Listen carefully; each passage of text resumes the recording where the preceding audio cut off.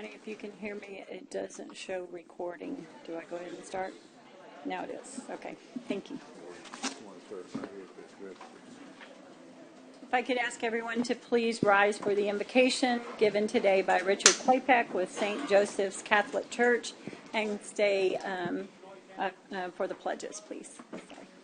In the name of the Father, the Son, and the Holy Spirit. Amen. Heavenly Father, as we come into your presence filled with joy on this glorious day, we ask your grace and blessings upon all of us, upon all the commissioners here, and to guide and protect, and to also to help to and assist in making the best decisions for that honor, your greater honor and glory, and for the good of this county. We ask this through Christ our Lord. Amen. Amen. Father, Son, and Holy Spirit. Amen. Thank you very much. I pledge allegiance to the flag of the United States of America and to the republic for which it stands, one nation, under God, indivisible, with liberty and justice for all. Honor the Texas flag. I pledge allegiance to thee, Texas, one state, under God, one and indivisible. Thank you. You may be seated.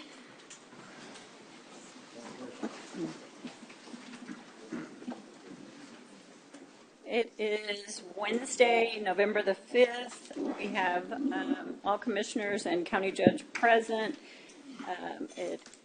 We're at 901 Leopard in the Nueces County Commissioner's Courtroom. And it is 9:06. I am calling this meeting to order. The quorum is present. Do we have any announcements of disclosures of conflicts of interest? If you have some, you may do so when the item comes up if you failed to make a comment here. Moving on to our resolutions. The first one up, we're going to bring in the Flower Bluff Hornets tennis team. I guess. Y'all can come all the way down the sides. Come all the way in. Yes.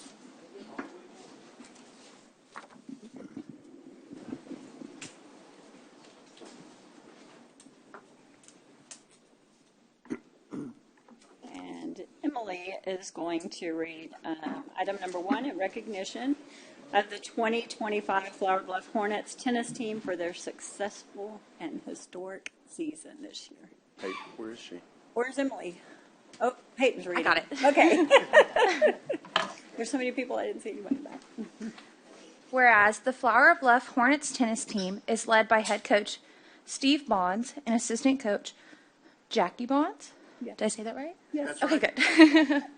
And whereas the Flower Bluff Hornets tennis team includes Kyle Barganowski, Natalie Candler, Alessandra Dalton, Susanna Delgado, Viviana Delgado, Mason Evans, Lola Fabella, y'all gonna have to forgive me, Zach Graham, Devin Johnson, oh man, this one's hard too, how do you say it?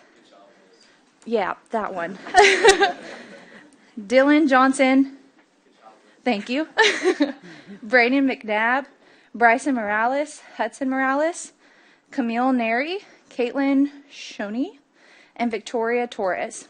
And whereas the Flower Bluff Hornets tennis team made their first appearance in school history to the UIL 5A state championship for team tennis, and finished their season with an overall record of 26-1. Now, therefore, be it resolved by the Commissioners Court of Nueces County does hereby recognize the accomplishments for the 2025 Flower Bluff Hornets team. Congratulations.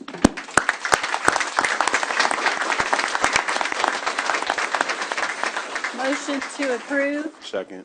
We have a motion and a second. All those in favor say aye. Aye. Aye. Any opposed? The motion passes unanimously. Coach Bonds, which one of you want to speak first? We're excited to have both of you here, so thank you. Thank you so much. It's an honor to be here. First of all, I want to recognize, of course, my wife. There's some chuckles in there that, yeah, we work together, and we're together 24/7, so it works out. So a couple of thank yous. First, I want to thank our athletic director who's here, Clint Elwood, for his support during all of this run. Of course, our superintendent, Chris Steinbrook, and our principal, Amy Seeds, and assistant athletic director, James McGinn. Tremendous support all year long for this amazing run. The parents of our players to make our job easier. And this is truly a team. We have 2 sets of twins. We have a set of brothers. And but we're all together, and it's been a great run. So we're honored to be here, and thank you so much for this recognition. Thank you.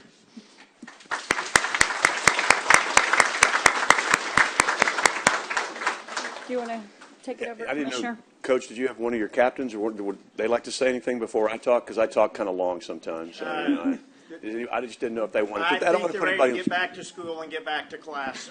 Well, now I was trying to delay it a little bit, but I gave you an option, right, y'all? Okay, nobody took it. It's so great to have y'all here as a parent of a Flower Bluff senior. I know how hard y'all work on the court and in the classroom, and it's just amazing, historic, right? I mean, first ever in school history. They can never take that away from you. Awesome. That's a pretty cool deal.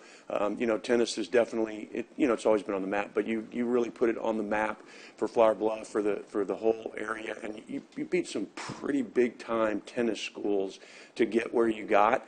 I really watched that pretty closely, and I was asking earlier, and someone said they really like beating A&M Consolidated the best, right? I don't know why that is exactly, but we're going to take it. I thought it was just it's an amazing accomplishment when any school gets to a state championship tournament and gets then to the state finals and finishes the number 2 overall team tennis in the entire state of Texas. That's big time. That is awesome. So congratulations. That's an amazing accomplishment. Sheriff Hooper's here today too, and he's a big Flower Bluff guy, as everyone may or may not know, and he comes to everything related to Flower Bluff as well. So want to make sure you know he's here. But thank y'all for being here and taking the time to come. It was something that, as soon as I saw it, I said, please reach out. Let's get them over here, because this court really loves to recognize young people for their accomplishments. We're going to do it a couple more times today too, and it's important. We talk a lot about the negative in the world. It's so important to talk about the positive, and you really represent so much positive in this community, not only because you were second in the state of Texas, but because of how you carried yourself and how you represented yourself as individuals, because you represent Corpus Christi and Nueces County when you go do something, and you did that really well, not just on the court, but off. So thank you very much. Congratulations, and we're super happy that you're here. Good job. Thank you.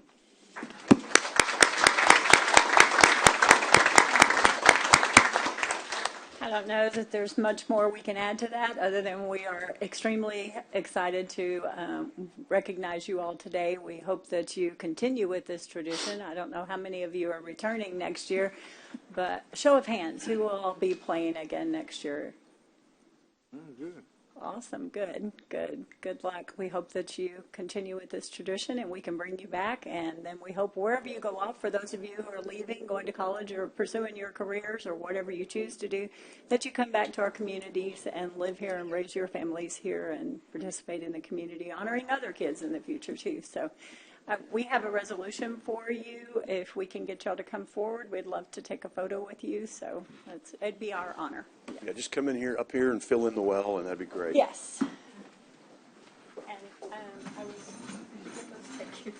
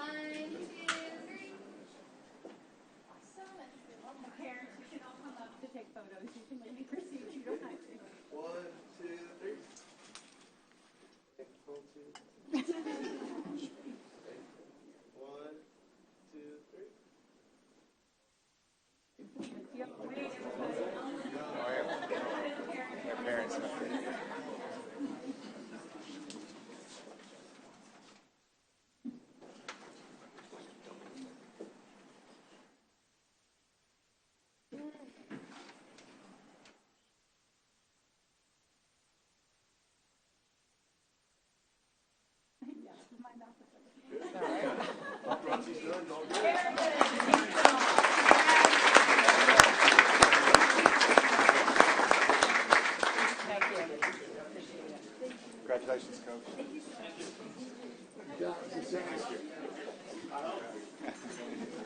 Thank you, Coach.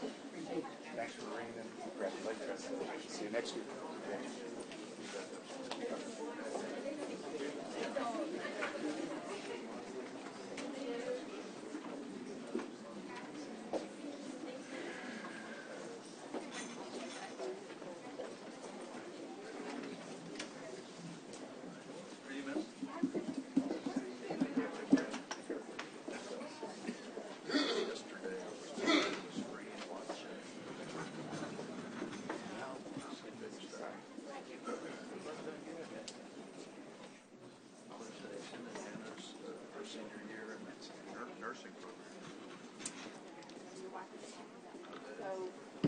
Hey, oh, Kim's back there, okay.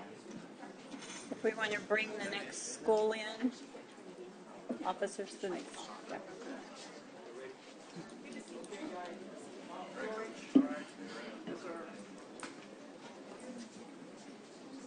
All the way in.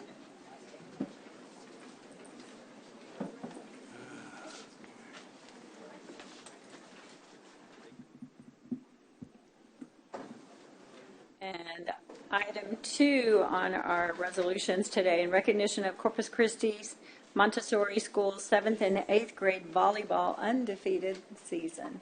So, and Kim from Commissioner Pusley's office is going to read that resolution. Good morning, everybody. Pull Congratulations, the microphone girls. down, please, Kim. Yes, thank you. Congratulations, everybody. Recognizing the Corpus Christi Montessori School girls volleyball undefeated. The Corpus Christi Montessori School's 7th and 8th grade volleyball teams consist of Yoretze Castaneda, Coren Benuelos, Leila Lopez, Camila Kim, Gonzalez. pull it down a little more. Looking down, we can't hear you at all, so Oh, I'm okay. sure they can't online. Yes. Do you want me I to go was- over it again, or you want me to? You can, Okay. whatever you want to do, whatever's easiest. Leila Lopez, Camille Gonzalez, Victoria Gonzalez, Lily Robinson, Riley Gillen, Sophia Sainez, Sarah Carsetter, Emily Listrom, and Evelyn Reyna. Whereas some of the girls have been playing since they were in the 4th grade. Not only did they play for the school, but some play club ball recreations, tournaments, clinics, and camps. Our girls do the play for several schools, but some play club ball for recreation. Our girls have come a long way together through the ups and the downs. They work together. Whereas CCMS is a small charter school, we don't have a gym. Still, the girls work hard with morning and afternoon practices. Our parents get together to rent a gym so the girls can practice on an actual court. Coach Joel has been with the girls for 3 years. Coach Jen has been with the volunteering group for 3 years as well. Now, therefore, be it resolved by the Commissioner of Court, Nueces County, that the court hereby recognizes the Corpus Christi Montessori School 7th and 8th grade volleyball teams for the undefeated season. Thank you, Kim. I'll make the motion to approve. We have a motion and a second. All those in favor say aye. Aye. Aye. Any opposed? The motion passes unanimously. Now, Coach, which one of you wants to come speak first?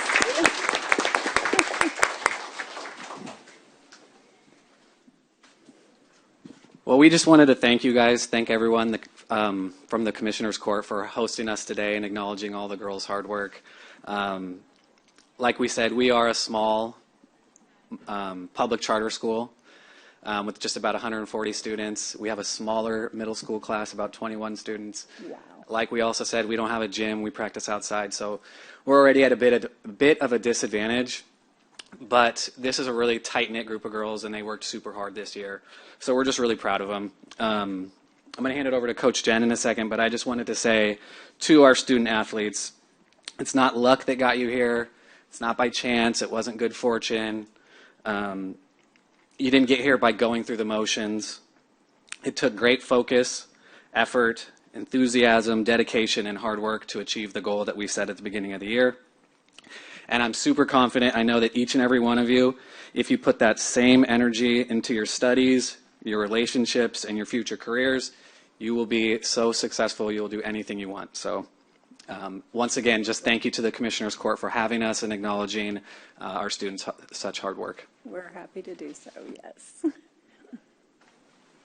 Hello, I'm Coach Jen. I'm the volunteer coach here with the girls for the last 3 years. And I just wanted to say thank you, Judge Scott and Commissioner Polsey and the rest of the commissioners for recognizing our 7th and 8th grade girls for the last hard work, 3 years they put in to practice. Again, we don't have a court. We practice outside in the mornings, and we rent a court outside of school that the parents help pitch in for to practice. And they put in 100% dedication on practice and to show up for every game and car rides, most of them here in town since we don't have a bus also. But we all pull together as a community with our school and fundraise so we have equipment, uniforms, and being able to practice. And thank you everything, and thank you for the recognition. We appreciate it.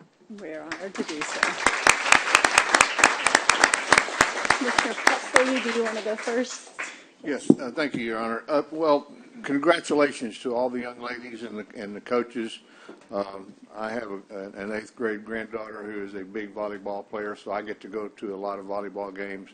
But what you're doing is absolutely phenomenal because of the fact that you don't have everything handed to you. You have to go out and work really hard for it, work hard for a place to practice, work hard for a place to play, and work hard to raise money for your program. That shows that you are really dedicated to this, and that shows that you will have a great, successful future as you move forward. So again, congratulations. Thank you for taking the time to come up this morning and letting us recognize you here in the court. So congratulations and best of luck on your future. Awesome.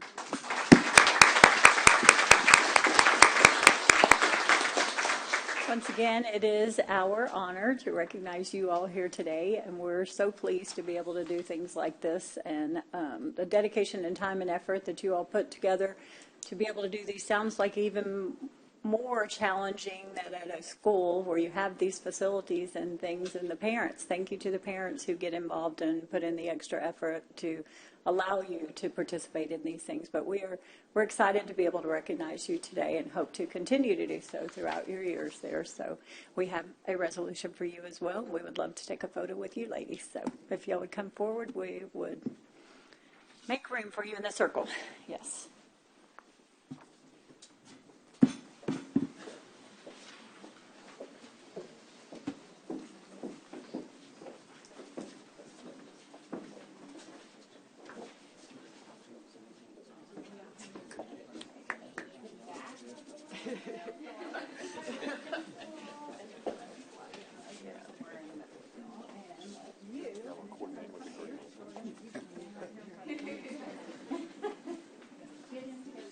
Tell us if we need to move. Yes. Well, just, well, do y'all want to swap a spot? See any kind of y'all want to swap? I'm like trying. Perfect. And then if you want to take a little step out, just like that right there. Perfect. Perfect. Okay. Y'all ready? 1, 2, 3. Parents, wait. If parents want to get up and come, I didn't want anybody to move from up here. Y'all are welcome to get up and come. Kim, come up here closer.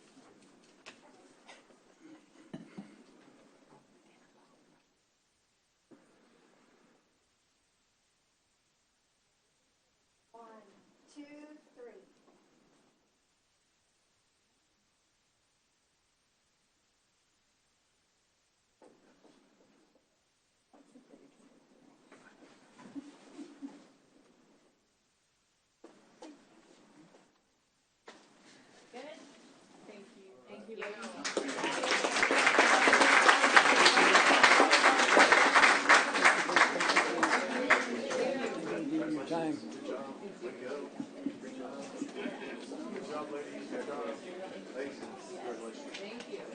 both. Good job. Keep up the good work. Keep up the good work. Education. Well done.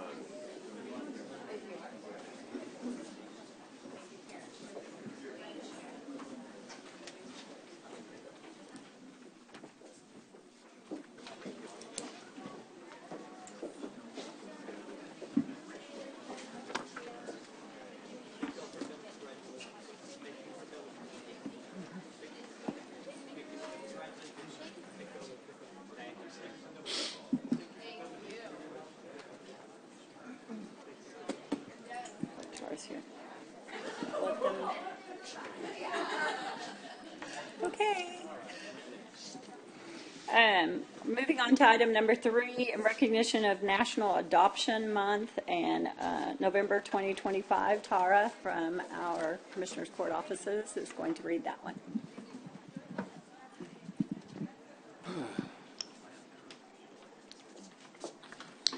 Whereas each day more than 6,000 children in Texas foster care system are waiting to be adopted and find a permanent place to call home. And whereas November is recognized as National Adoption Month, a time to raise awareness about the urgent need for loving, permanent families for children and youth in foster care, and to celebrate those who have opened their hearts and homes through adoption. And whereas Foster Angels of South Texas continues its mission in 2025 to ensure that every child and youth in foster care feels the support, encouragement, and opportunity they deserve through programs that meet both immediate and lifelong needs. And whereas Foster Angels Heart Gallery of South Texas serves as a powerful tool to raise awareness and connect children and youth awaiting adoption with loving and permanent families, giving a face and story to those still waiting for their forever home. And whereas, through its Daily Requests program, Foster Angels of South Texas meets essential needs that arise every day for children and youth in foster care, from clothing and school supplies to special experiences that help restore hope and normalcy. And whereas, the Life Script program provides ongoing mentoring, resources, and life skills development for older youth transitioning out of foster care, empowering them to thrive as independent, confident adults. And whereas Nueces County recognizes that every child deserves stability, family, and unconditional love, and stands firmly with organizations that strengthen families and advocate for the well-being of children and youth in our community. Now, therefore, be it resolved by the Commissioner's Court of Nueces County that Nueces County proudly stands in full support and participation with Foster Angels of South Texas in their mission to inspire hope, fulfill essential needs, promote adoption, and help every child in foster care reach their full potential. Duly adopted by vote of the Commissioner's Court of Nueces County, Texas, on this, the 5th day of November, 2025. Motion to approve. Second. We have a motion and multiple seconds, but all those in favor say aye. Aye. Aye. Any opposed? The motion passes unanimously. Jennifer's coming up, going to speak. Yes. Thank you. I know now I'm speaking to the people who already know what we do, but thank you for having us here again. You guys know we work with our kids in foster care all year long, but really hone down in November because of National Adoption Month. This is our fun month. This is when we get to see a bunch of adoptions and a bunch of work come through that we've been working on all year. 2 years ago, when Foster Angels adopted the Heart Gallery, we have about 250 kids out of the 6,000 right here in South Texas that are actively seeking to be adopted. Out of those 250, we have identified 180. We're working with the Department of Family Protective Services to identify those children that are actively wanting to be adopted. Out of those, 83 are currently live with a profile on our website. We work with the children. I meet with them about every other month. We build a profile. We take their pictures. The kiddos know and are actively engaged in the process. Out of that, we have 22 that are pending adoption and 27 that have completed their adoption. And so we have about almost 50 kiddos over the last 2 years that are in a permanent home now that have been seen through the Heart Gallery. Unfortunately, we get to celebrate in November, but unfortunately, as you know, there's good and bads. We also had 22 kiddos age out. So Foster Angels does have other programs. We have our Life Script program where we help those kiddos that have aged out, but the need is there. So even though we celebrate in November, you guys know it's a need that continues all year long, and we try to make it as normal as it can be for our kiddos that are in care. But in November, we do get to celebrate, and we're grateful to have this opportunity to come before you and kind of share our updates and be recognized for the work we do all year long. That being said, we do have our annual event in Nueces County next Friday, the 14th, at the Yacht Club in the morning, if anybody's interested in attending that. I know Judge Scott and I think Peyton RSVP'd for that, so thank you for your support. But we just want to encourage anybody. I know the room's not as full as when the parents were here, but anybody that's watching online, look us up. If you want to get involved, there's all different ways to get involved to help our children that are in the most need. And thank you for having us. Thank you for being here, and yes, happy to attend your event and everything. Thank you. A lot of people don't know my husband was adopted, and one of those statistics you just spouted off of those last 2 years is a dear friend of mine who was a foster parent that adopted the child too. So we do know the situation, and sadly the situation a lot of these kids come from, and the need continues. So we are happy to honor you here today and hope that any little bit of voice we have reaches out into our community that helps you. We're proud to stand with you every year, each and every year with this and what we can do to help. So thank you very much for being here. Thank you. Judge, can I just real quick? Yes, I go just ahead. wanted to add to it. I really, if you don't know about the Heart Gallery, take a minute to look.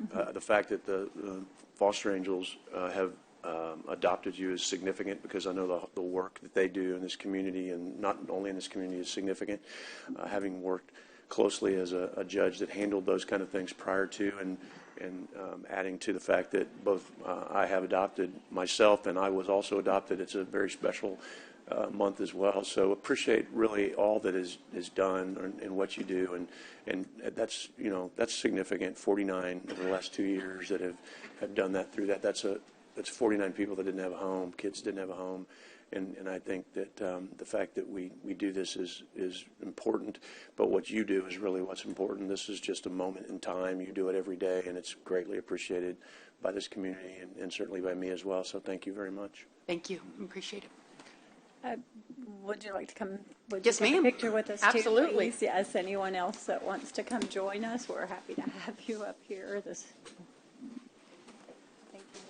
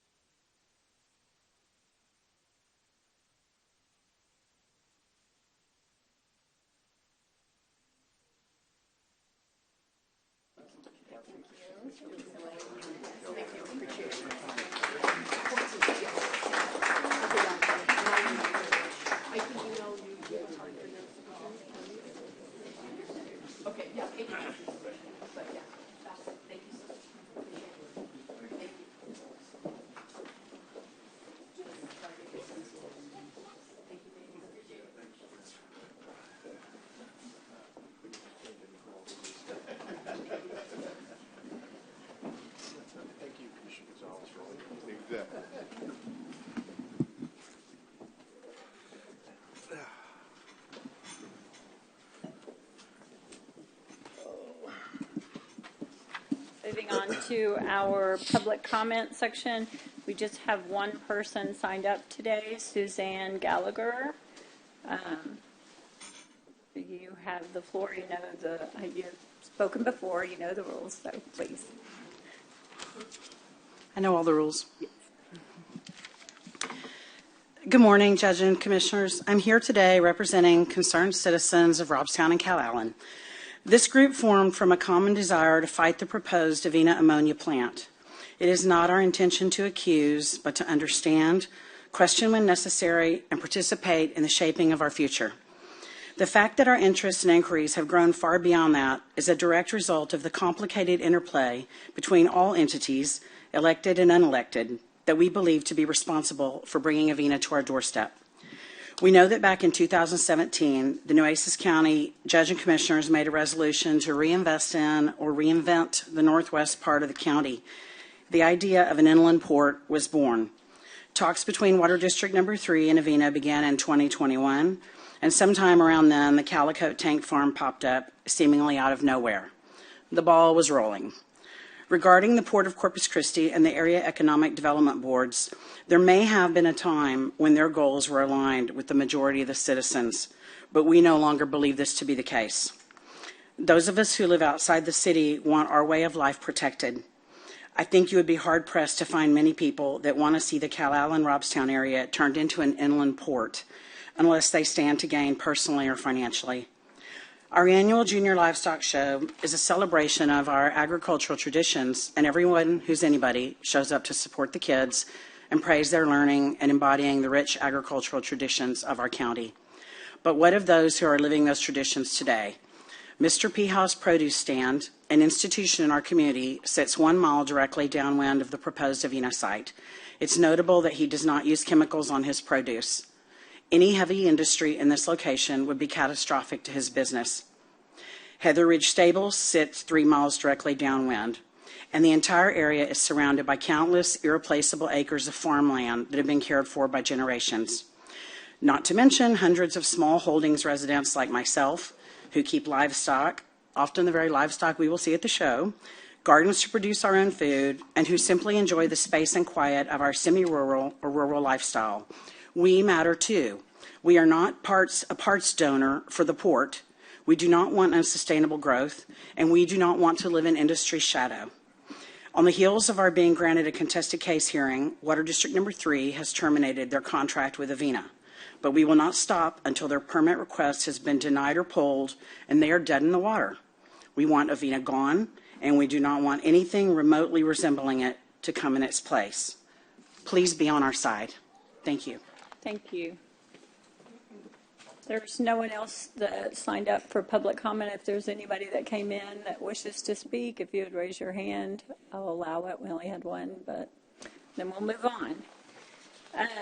Before we do our consent agenda, I did get a phone call asking if we could pull up 3B3 under the sheriff's item, the Wexford contract. So I'll go ahead and pull that up for you right now, Mr.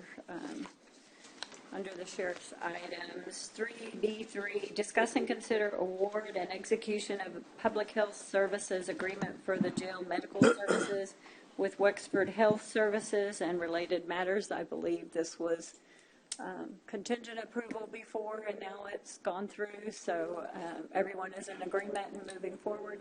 Yes, we've worked closely with the county attorney's office, with Johnny Hip in the hospital district, with the sheriff's office, Sheriff Hooper and his staff, and all parties have come to agreement. That's the agreement that's attached here to 4, and the sheriff's office recommends approval.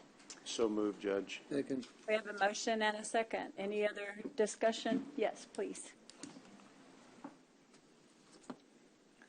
Let's see, Sheriff or whoever from your office, I know that this has been, or Johnny, maybe you've been working through these for years. Healthcare for our inmates is not always the easiest of industry. We know that we've had challenges. We know that there's been complexities, not lawsuits, not necessarily on us, but just for the prior providers. But you're recommending that we move forward beyond this. So we've had relatively little to no problems with this group? Good morning, Commissioners and Judge. Commissioner Roddice, that's correct. This is the group that's being awarded is Wexford. Right. It's the group that came in here and helped us sort of an emergency situation when our prior contractor went into bankruptcy. They presented, and I forget the right terms Michael uses, but they presented the best bid for our situation.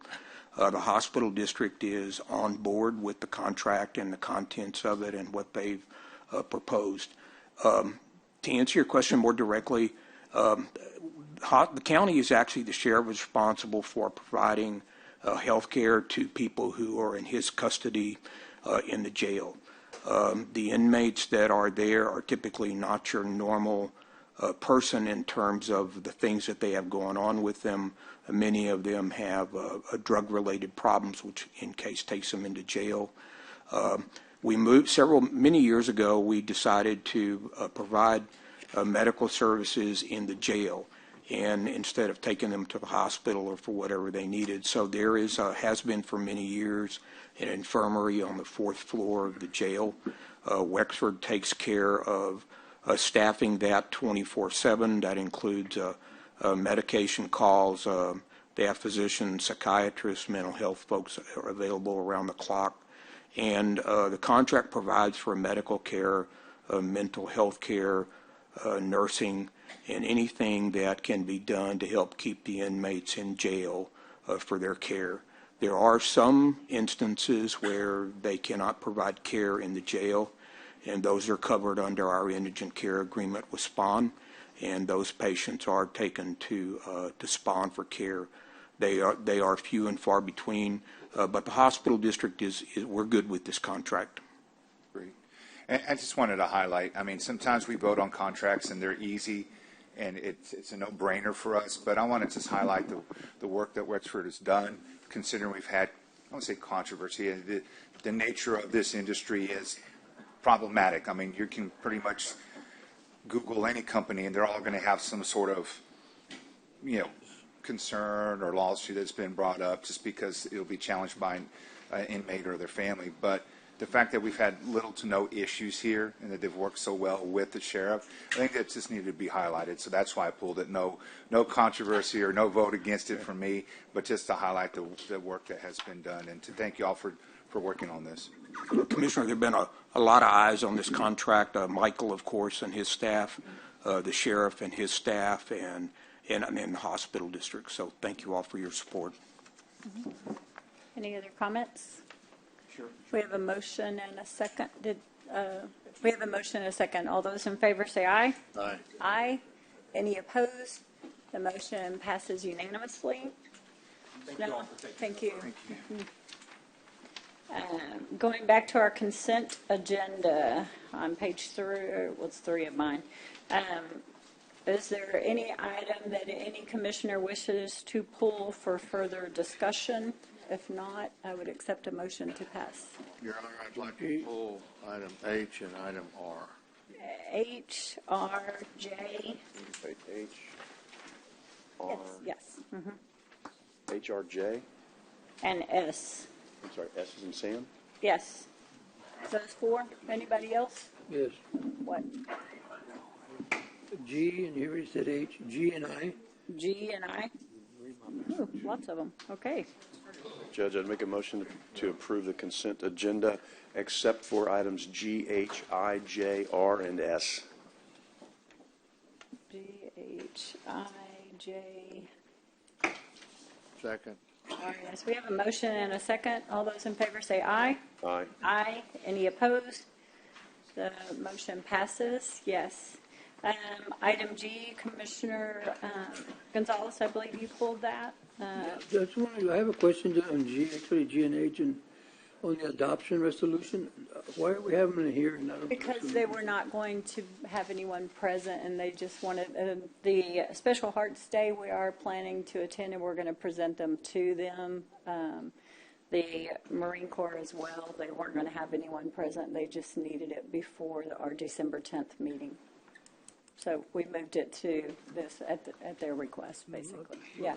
But no, we absolutely recognize them and want to recognize them. I believe I'm supposed to take them and read. It would be nice to read the resolution in court, but I mean, I'm military myself, so at least read the resolution. Nobody's going to be here, but I could represent. I guess I could represent them. But well, and that was just my question. I just No, I believe we have someone attending and going to read that on our behalf at their event. Okay. Yes. Yes. So, do you want to do these separately so you can talk about them or anything like that? No, I don't want to know the reason why they were. Yeah, that was the only reason, yes. Okay. And because we have one meeting, they weren't going to have anyone present, and we were going to be attending their event, so they said it was fine to do on consent agenda, and we're going to read it there, like Chesney does sometimes on his, when he goes to the school and stuff, yes. So is your motion to pass G and H then? I'll second that motion. Well, wait a minute. I pulled H as well. I don't. Oh, sorry. I thought he pulled G and H. Sorry. Yes.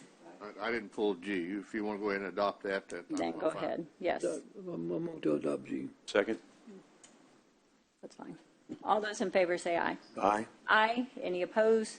The motion passes. Yes. Item H. Yes. Commissioner Pusley, I'm sorry. I thought. That's okay. Yeah, I go along with what Commissioner Gonzalez says. Something as important as the 250th birthday of the United States Marine Corps, that needs to be an item that we agenda. And I didn't realize no one could be here, but we should certainly make that a big deal here in this court. That is a big deal. It is a very big deal, and with the 250th anniversary of our country as well, and then the Marine Corps is a year behind, so they'll be 251 next year in November. So, yes. So I just. My husband is a Marine, so I totally agree with all of you. It's why we were planning on attending. So, yes. No. Anyway, I just wanted to make that, and then. So I'd make a motion we approve that with further recognition to be brought forward at a later time. Second. Motion and a second. All those in favor say aye. Aye. Aye. Any opposed? The motion passes. Item I is next, and I don't have a clue who pulled that one, so if you did, whoever, Gonzalez. I pulled it. Yes. I need clarification. What ratify Board of Judges approval? This is the auditor's office, and that's going to come up in just a second, too. So we have Mr. Elias Sissimus here, our new auditor. He was not here when we approved the budget, and he has a budget for positions that was created in our budget that we passed in September. So he has to create those positions, and he has a set amount he has to work with, but he has to see what he needs. We did not want to fill those for him in September when he was coming in. My clarification, this is going towards the auditor. Yes. Be filled by the auditor. Yes, Okay. yes. He has the authority to create whatever positions he needs with his budget, and yes. All right. And this is no cost. No additional cost. No This is cost. budgeted Right. in his section. And I think But he's deleting one position, right?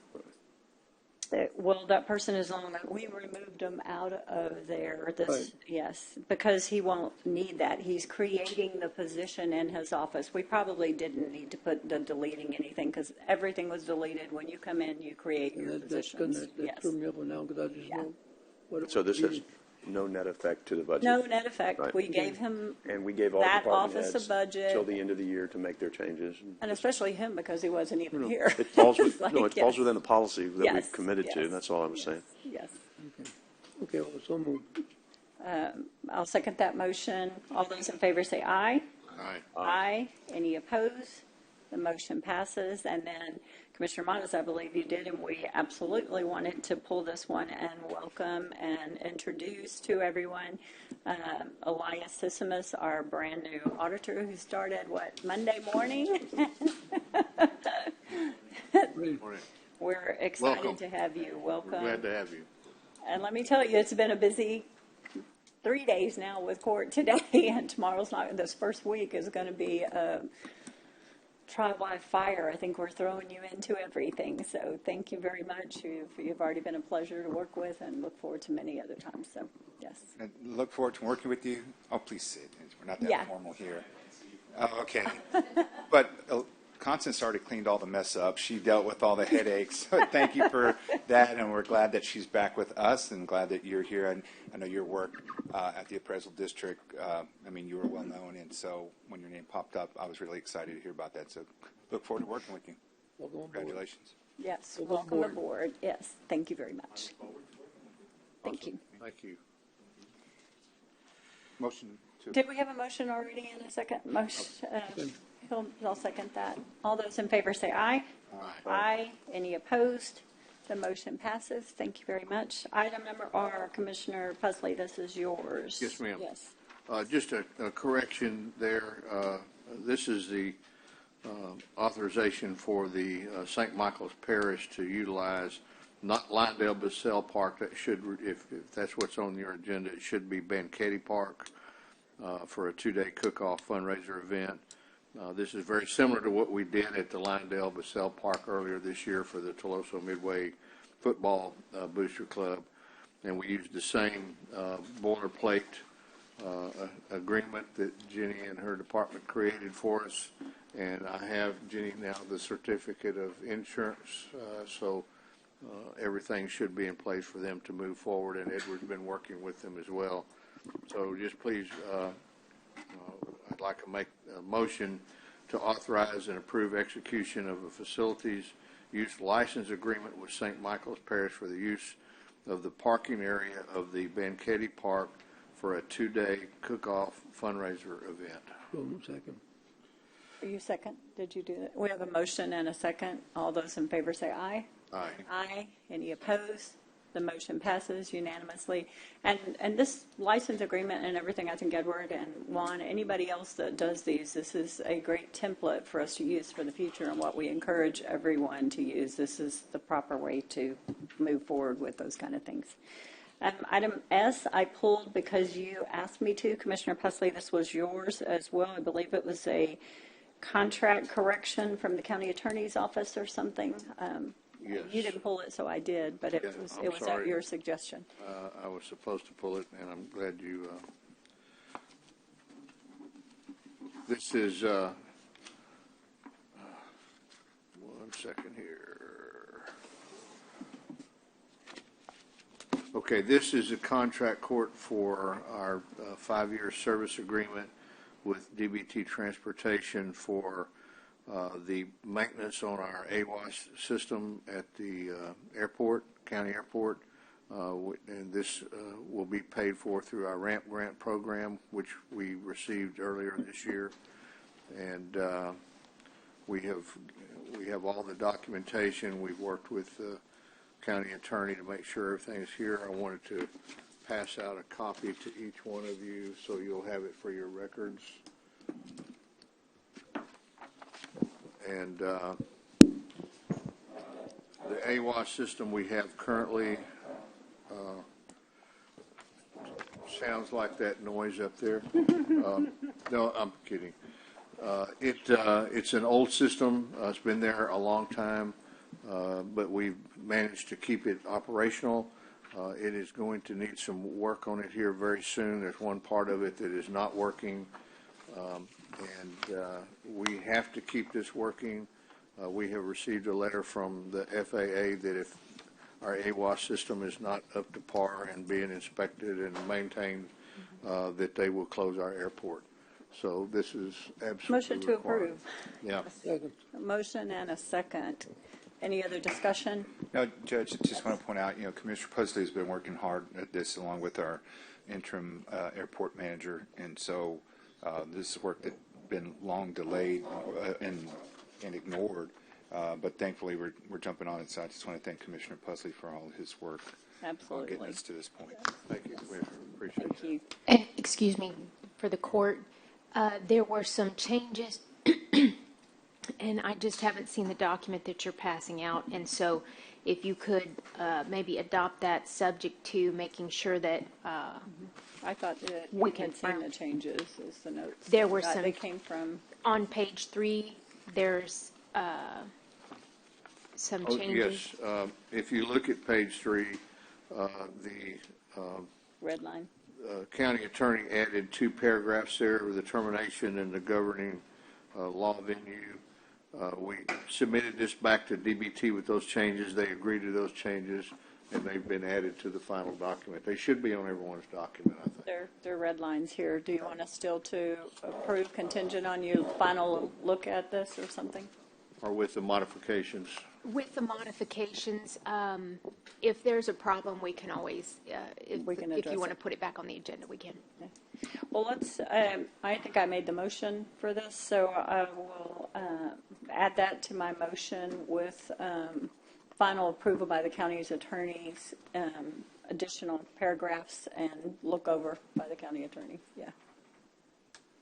You seconded it, I believe, Commissioner I Modest. did. Sorry. Somebody Yeah. did.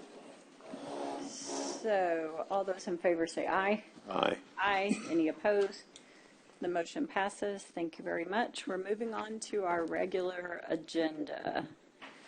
And item 3A1 is Discuss and consider approval of the certificate of substantial completion for the Precinct 2 Nueces County Petronilla Estates drainage project as approved by Commissioner Precinct 2 Joe A. Gonzalez. And before we ask, GrantWorks has sent us an email. They have looked at this. They have approved, so we are ready to proceed.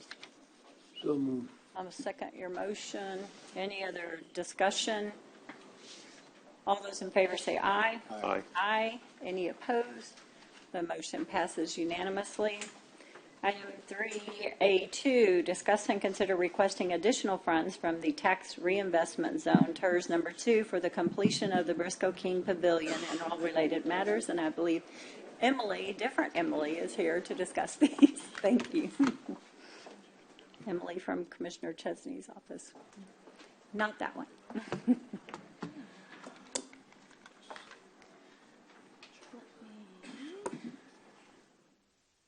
You would like to, can you hear me okay? Maybe point it down a little. Yeah, share my screen here. You might pull it down a little more and toward you if you're going to be looking at your screen because you're looking away from the microphone. Can it scoot down a little bit? It looks like somebody raised it up. Is that better? That's better.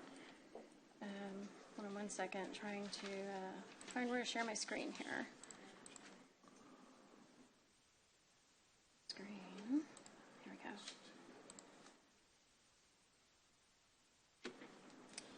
we go. Okay. Did that come up? Zoom, share your screen. I've got it, yes. Okay. Thank you. Good morning, Court. Thank you.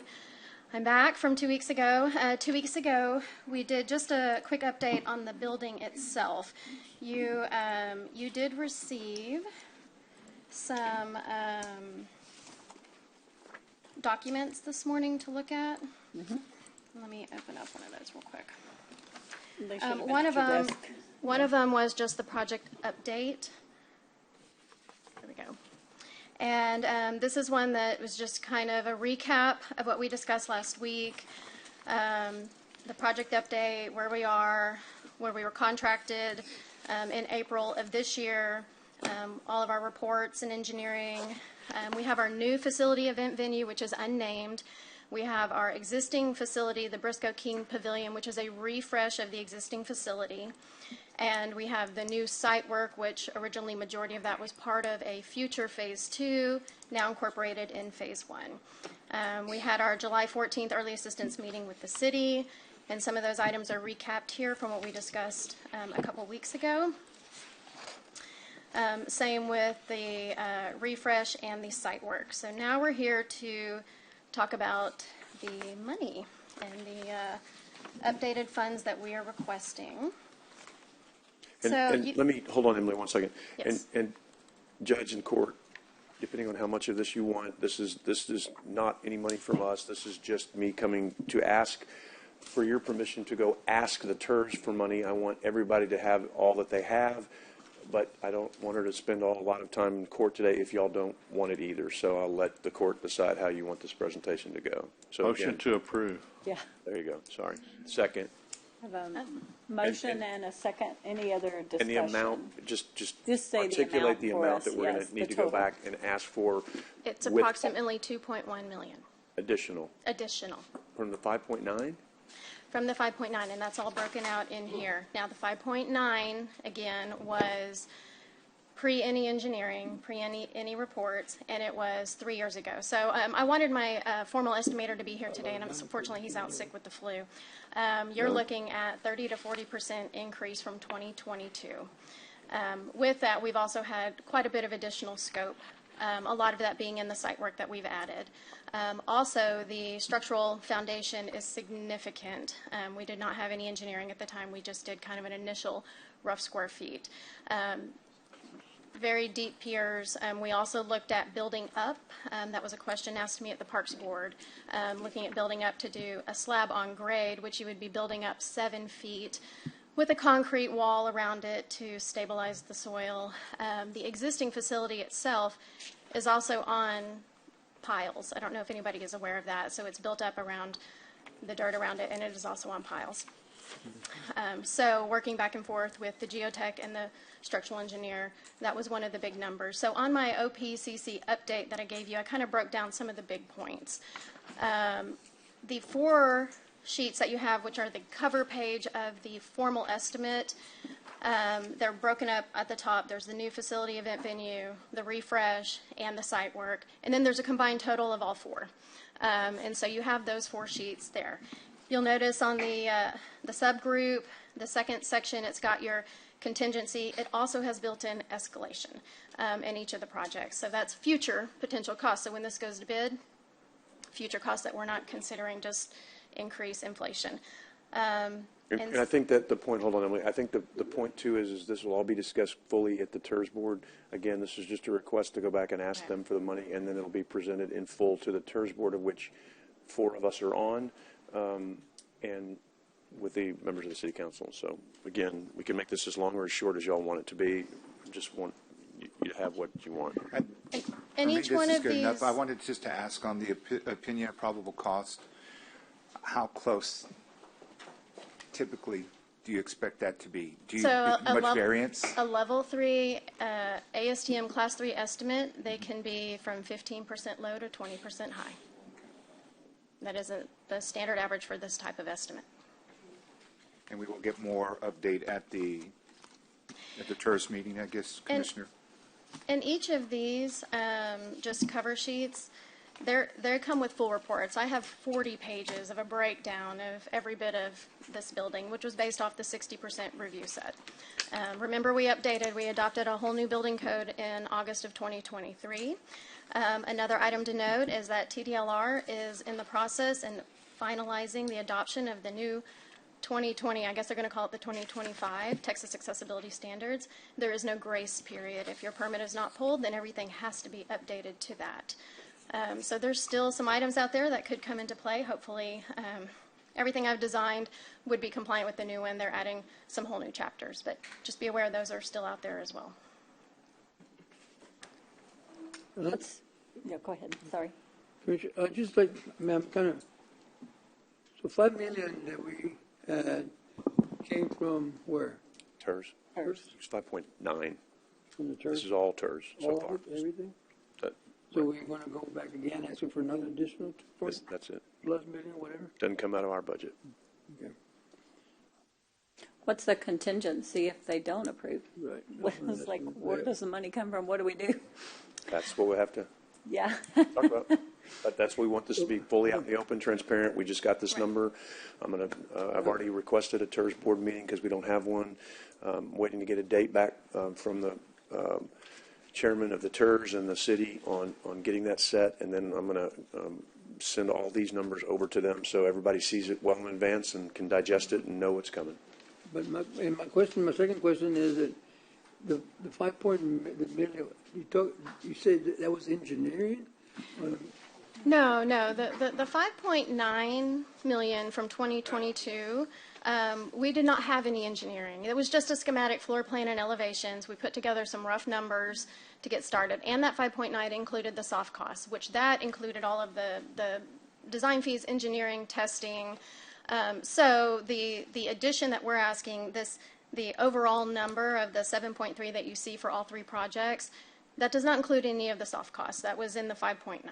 So that's why the change from on that breakdown of the OPCC, I've got it all broken. That's what I'm confused. What are we paying with the 5.9? What are we paying for that? From the 5.9, what are we paying? That was an initial overall budget. So what? Yeah, I know. And that was the. I know, but where is that money going to? What? It'll go to construction. It'll go to construction. It hasn't gone out. It's not gone out to anything. I You have think not he's paid thinking any. you spent the 5.9, and now here we are. We need this more Understood. money, and yes, No. it's not. Yes. No, none of this has been spent. This project, we're waiting to finalize design for approval, and then the project will go to public bid. So we don't have a deal that says so much will be spent for engineering, for architect. I think he wants to know what the costs are. That was in the 5.9. In the 5.9 was the soft cost. So that you have paid some out because we are We're 90% through. We've been value engineering. We've been Do we working have on a the page here plans. that says what we paid out already from the 5.9? I do not, but the overall fee was about $671. I do not have exactly what you paid out. I didn't have that number pulled up, but I can pull that up and send that. And that included construction management requested by Nueces County, all the engineering, additional acoustic engineering, roofing assessments on the existing facility. That's what I would like to see that, 'cause I mean, I don't think I remember seeing none of that. Okay. I think it's less than 10% of the total project. Correct. Just to give an idea, yes. In other words, the total value now, right, is the 8. And I don't have a problem. I just like to see where is it going to. What are we spending? Oh, absolutely. And I can add that to the and send that out to the commissioner. Yeah. It was back on the original, but it's been a while since we've looked at that, so it's a very fair ask. 2023. Right. And if this comes back and we have to rethink this, that's a good number to have, and how much we've spent, how much are we out, how do we move forward and correct it, so, yeah. Right. But we hope that it all gets done by somebody else's funds. We have a motion and a second already on this one. Right, okay. All those in favor say aye. Aye. Any opposed? I have a question. Oh, sorry. Commissioner, do you think this is going to be enough, or who knows? We've sliced and diced everything we can think of to get it even to this point, so it's got to be. Okay. Okay. It's a tough ask to go back to the TERS board. I mean, I get it. I mean, but we have, and she's going to present way more in detail when she goes to the TERS board, but we spent a lot of hours trying to slice and dice this thing, and we think this is as good as we're going to get as far as numbers. I mean, and I'm just trying to compare it to the Hilltop too. How much, $7 million. I mean, I'm just saying what's going to all cover? It's a brand new facility, and that's part of it. And it costs. It's different construction on the island. I mean, it just is. You have to design to a different standard. You have to, it's on. This one's on piers. This one's not. It's a tougher build. I mean, it is what it is on the island. And Are y'all planning to meet with city staff before the TERS meeting to explain this, or not? Assuming this gets approved, I'm literally waiting to press send on the email to get her to send all the stuff over to them and to let them take it and do whatever they want to do with it. So I'm sending it to Kaylin, she's the chairman, and to Jackie, who's taken over temporarily, and then I'll put, I guess Dan McGinn's probably taken over too. I need to put him on the email. So, but as soon as the vote, I'm going to pop that email over. My understanding, Dan McGinn took Heather's spot. Yeah. Right. Okay, good. And Commissioner, for your information, I don't think you were here, but this is part of our new policy. Commissioners can't go out and request anything from anyone without coming Over to court and 10,000, right. asking for it. Right. So, yes. Well, good project. Hope you get there. Well, I just make sure you show up at that TERS board meeting. I'll need you there. Okay, good. And all of y'all. So we have a motion and a second. All those in favor say aye. Aye. Aye. Any opposed? The motion passes. Thank you very much, Emily. Moving on to item number 3, discuss and consider amending the Commissioners Court policies regarding the selection committee related to the purchasing department. And then the second part of that is clarifying the board appointment process and all related matters. We had some discussion on that, but I think Commissioner Matas, you asked for this. We voted this down in 2022 to not allow commissioners or the judge to be on the selection committee in the purchasing department. We are wanting to reverse that action. Just to bring it up, just for review, figured now was a good time to look at it. And yeah, it was about 3.5 years ago, I think, that the court took the policy of getting members of the court off the selection. I think that it's helpful.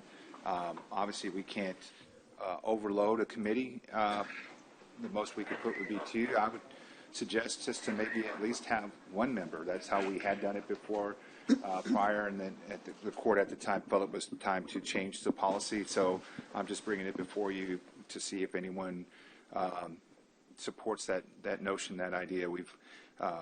I've had some concerns over some selections, not all of them. We had a perfectly fine selection earlier. That was another reason why I wanted to mention my comfort with with the renewal of Wexford. But we've had some issues that are really concerning to me, and the fact that we didn't have any member of the insurance committee on selecting for consultant, and just that transition has become such a problem and concern to me, and I know especially to the judge. And while she was out, I was dealing that deep in it as well. So I just feel that this is an opportunity for us to consider adding the member back onto these selection committees, and on a limited basis. Now, maybe not everyone, maybe we choose not to, but at least to allow us to be able to have that added on. And so that's kind of my pitch to you all, and see what y'all think. Go ahead, Commissioner. I think I kind of agree and disagree. And I think it's something that's like the insurance. Okay, we know that's something we struggle with, and it's a specialized area. And so we have the input. I guess it could be possible, but to have one at all the time, I think we're doing great with what we have. With the way we've been doing it. I would ask Michael to come to the back microphone, please. While he's walking up, can I just? Yes. I agree with what both of y'all said, because I think you're saying the same thing, which is just to give us the opportunity when we want to put someone on, but not on every single one. So I think y'all are both saying the same things, and so I think there were some problems before. I don't think those problems exist anymore. I think your hybrid approach is a solid one. So I support having the opportunity when we need to, as a court, feel like it, but not on everyone. I think. Well, and that was why I wanted Michael No, to come I up, just was- because I wanted to ask him, because I think in our conversations we've been told, because we are so limited here, they have basically become one-member committees. Is that what you told me in the office the other day? So it's Yes. really not a selection committee. It is one person deciding all these things, whoever they can get in there. So that's a little possibly problematic, having too. one of us in there, having two people look at it on anything is, to me, I'm not opposed to. I think you told me that another elected official looks at every one of theirs with the selection committee or something. Maybe we can Is that increase the correct or selection not? committee, Yes. Judge. Should we? I didn't know we were down to one. That's not how it was in the past. So maybe we need to look at how the committee is compiled, because And maybe that would know be we were up down to to one. the purchasing board. We're not wanting one, so if there is only one, then we would strongly suggest you get one of us if we vote this forward, but we don't have to be on every one. Is that maybe what we're saying here today? But in addition, needs to be looking more at than- not just having one person, if that's what we're doing, we need to maybe put someone else on there. Like, yeah. Well, I'll tell you, my stance was 3.5 years ago, and it still is today. I do not like being an elected official abdicating my responsibility to staff, period. Not that I don't trust them, not that I don't value and need their input. They're part of this, but they're parts. They're not full. And so I think that was a bad policy decision made by this court 3.5 years ago. I feel it's a bad policy if we don't make an adjustment today. Other elected officials absolutely do have direct input. And we're the ones that have the final authority, and we're saying, let's give that to someone else. No way. I don't support that. So my thing is, I agree, like a hybrid. We don't want to be on every single selection committee for every single purchase. I trust in our purchasing department to do that and to do everything. They're going to do all the legwork for us. But I think at least one or two members, not a majority. That's how we operated before. I just think that by doing it that way again helps ensure that we have some input, we have some eyes on it, and we'll be there to help complement that selection committee. And in the end, if for any of y'all that have been part of the purchasing process or the reviews, it's a discussion. It's a very vibrant discussion. So it's not like one member, whether it be someone from staff or even someone from the court, has their can control the narrative.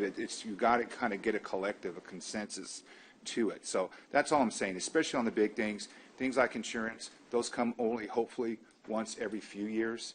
And so that's my biggest concern, because we have an important decision to make coming up on that, and maybe just a few others. But other than that, I would leave it as is. Well, hang on one second. And since we agree, I don't want to beat the dead horse too much, but I will disagree with what you said in regards to it being a bad policy decision. we are not abnegating our responsibility. This is our responsibility. Being on a committee, subcommittee, I don't think is our responsibility. But how many times have we gone and reviewed Let me something finish. and Let me finish. approved it? Let me finish. I'll let you finish. Okay. So, because we agree, but I stand behind that policy decision because of what was going on at the time that I'm trying not to have to go back and say. There was a lot of, not you, but there was a lot of political stuff going on behind the scenes because we had people on those boards, certain person maybe, and so that decision was made out of protection for this county at that point, and I think it was good. But I like your hybrid approach, but because I don't think we are abdicating our responsibility, because it's really Michael's responsibility as the purchasing department. That's the law. We don't have to be on these committees. We have to make the final decision up here, and we never abdicate that decision. So, but we agree on this. So however you want to make your motion on the hybrid, let's make it. But if we could stay away from beating on the past policies. No, that it's I not do about being stand on behind. past policy. It's how many times has this court gone and reversed a recommendation brought to us? That's my concern. Not too many That's what times. the issue is I mean, about. but that's So, Well, that's okay, up to the court because just a second. I believe in the recommendation. We have two commissioners in I the read 'em. committee. You I got mean, issues. I think I'm sorry. Michael Robinson, I I would have a just- question for I- you okay. because you're the We one agree. that told my office. Okay, that's enough.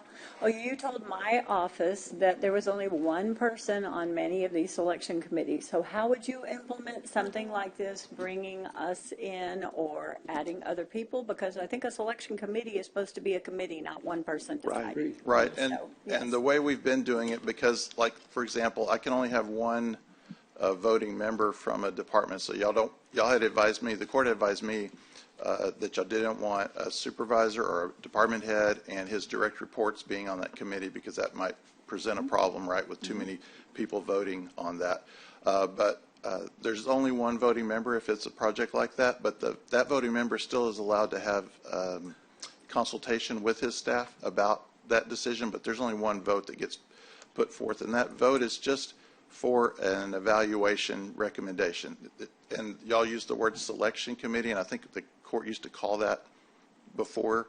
We've worked with county attorney. It's actually an evaluation only and a recommendation, and the decision of who to actually select always resides with the court. But we don't always see all the applicants either.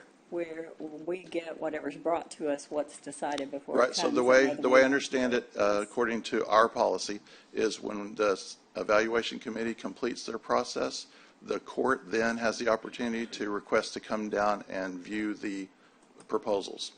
And I open my office to y'all. You can come down and look at everything that we have before that recommendation comes to court. So everyone always has that ability. And we have to sign a confidentiality. That was Yes. part of the policy we Yes. made. If any member of the court can go look, and anybody can review it, and we sign it. Now, I did not know we were down to one, so that needs to be part of this. Appreciate you bringing that up.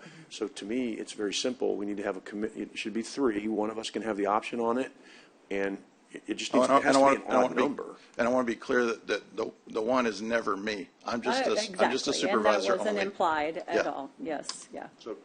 So we want to be clear, we want three, and one of us can be one of them, but yes. Or I guess it could be our designee, or Our however. desi- Just yeah, make a however we motion, do John. I it. mean, you brought it up. So what do you want to do? How do you want to correct You've it? heard everybody. I mean, Could I ask a question? Please. Since I wasn't here 3.5 years ago, what are y'all talking about? What selection of what committee?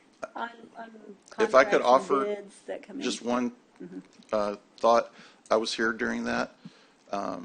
When I was a member of that committee, of a voting member, and my direct boss was on that committee, it makes it difficult for That was me part to of be why we unbiased changed in it. my evaluation. And so I would, since all the department heads report to the entire court, you have that similar situation. It makes That it very could happen. uncomfortable when there's one of us on the committee because we have more say, and will we get, and what, look, the bottom line, there was some heavy What committee are we influence, talking about?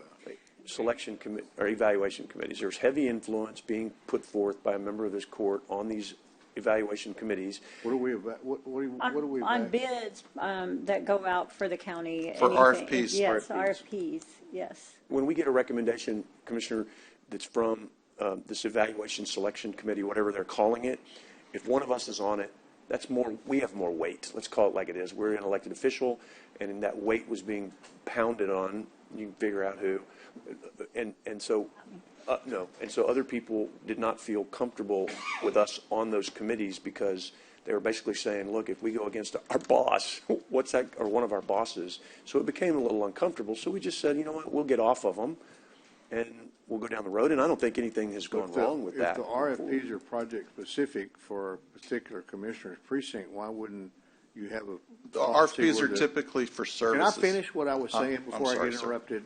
It just aggravates me to death.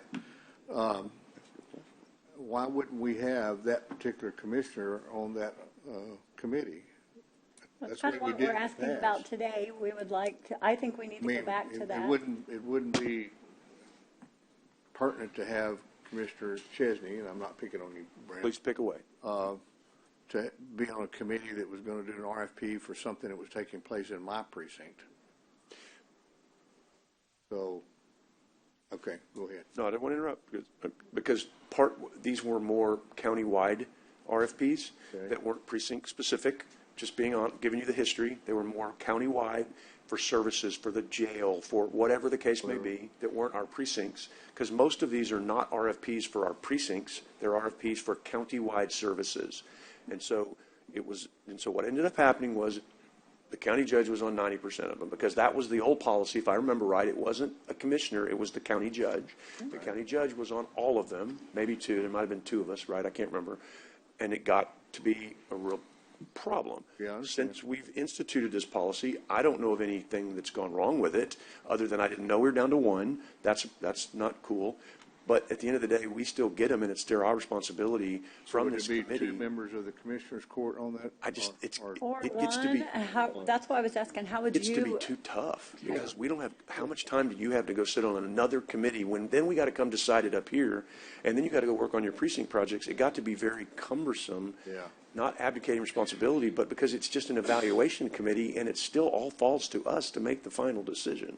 So one thing that we, I'm sorry. I can live with y'all's hybrid if you want to do it, but I don't know that it's broken. Just for Commissioner Puzzler's clarification, when you have your own precinct commissioner, you send it out for bids, right? You put it out for bids.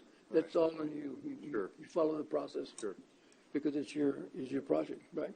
And when it comes to bid up here, you already send it out for bids. Michael bring us a low bids or whatever, then you can decide, but you know what's out there. Countywide is a different story, right? Countywide is, it could be anybody's, right? Okay. So, and that's what, to me, when you say two commissioners in the committee, that's a lot, and I think we're asking for problems. Yeah, I think one is plenty. One is plenty. Yeah, I wasn't asking for more than one. And just like we all kind of have our specialty, our focus on this court. And so, like, I wouldn't want to be on a selection committee to oversee, review bids on something for IT. Exactly, right?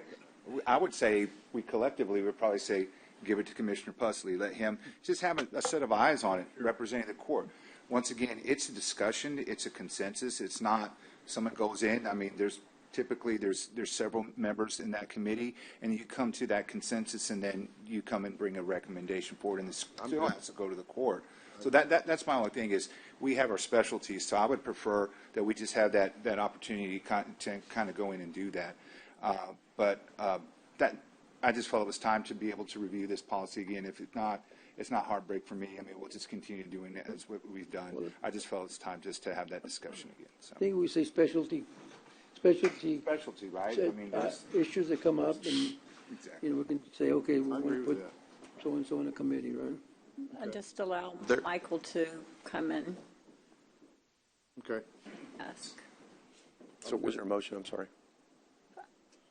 You want to give us your idea of how this process could work if we implemented one of us being able to serve on some of these bigger or specialty countywide projects? Right. And yes. It would be helpful to me if I knew. I can provide you a list of what those countywide services are, and then y'all can advise me like who y'all recommend or which situations will call for an additional person, because it will change the way that we write the order document, because the order document identifies who those evaluation committee members will be.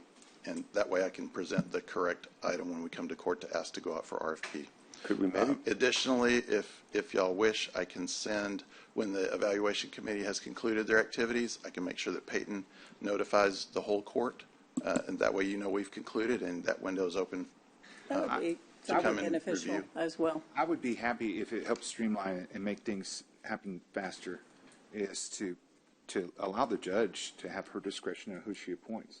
So we don't have to bring it before court. Now, if we do have to have it officially listed somewhere, Michael, then okay, that's one thing. But if it's just a matter of these are the groups that we because I'll tell you, maybe it's buried somewhere deep in our documents, but I don't ever remember seeing specifically who's listed on our selection committee by name or by title.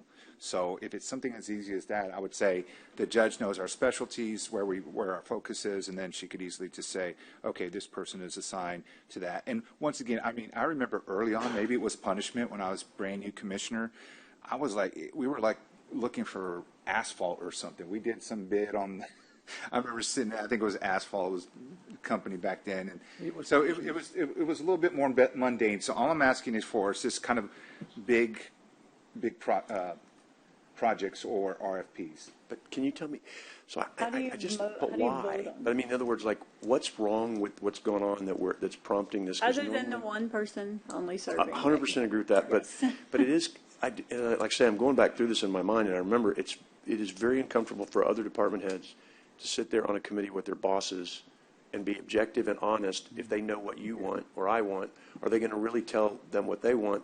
I think it puts them in an uncomfortable spot, and that was a part of that reason that we changed it too, because it became so uncomfortable that. But I could argue the opposite of that is we're empowering one individual to select their buddies or anybody else they want to. It needs to be three. Yeah. No, I'm 100% on Okay, board with it's that. like- I'm just saying, I don't know why we need to be on it.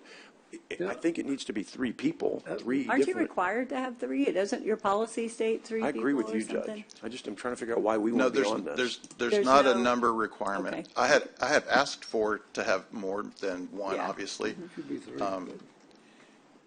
But to comply with the request of the court, like I said, like when I work with Juan, he has other people in his staff that are actually directly boots on the ground that know about that particular thing more than Juan even knows. And so he needs that advice. But then he'll render the decision kind of taking into consideration that advice. So although there's one voting member, it's never just one person making But that it's the decision. same conflict. Like, it's the same thing. That was the other part of why we took off the subordinates to the department heads, because are they going to be honest? So to me, Judge, I think you're 100% right. Somehow we needed to have three people on this committee. I don't think we need to be on it, but I mean, I can select other impartial department heads that have nothing to do with that department to assist in that if you need. But then you're getting people who are specialized in other subjects that on paper, it looks great, but have no idea what the concept of the subject matter is. And then they're rating it based on the fluff that they see and how But it's pretty it is in the evaluation that we packet. can overturn. Dude, really, like how many times have we as a court ever turned over a recommendation? Because I read them and think they're fine, like you do. We all read them and think they're fine. Well, I mean, and we have the I tell you, ability. this isn't. Well, I think that we And you should, we're probably going to have to come back with a recommendation on how, if you could come up with a way that would satisfy this court, we could put it back on our December the 10th meeting to see how we could proceed. With our thoughts on this too, because I meant what I said. While we're saying you don't want us on there because we have influence, I'm also saying one individual on the other side and their department has been deciding all our contracts, and to me that looks just as partial and 100% agree. So I think we should make a motion on that today, meaning this should be a three-person committee, but bring it back maybe in December and tell us how you propose which to get three or how you want to get there or whatever. But I 100%, I did not know it was down to one. So, and probably because I think one of it was, it used to be that position we no longer have now that I'm thinking about it. I think it was that court manager was one of the positions and that went away. So that probably is part of this. But we have our budget people. That was not the designee, it was the court. But I mean, we have other people that we can now. Correct, Yes, yeah. yes. So I would make a motion that we make this a three-person committee and let the judge and Michael work on something between now and December and come back with a recommendation as to who those three should be. Would that be appropriate?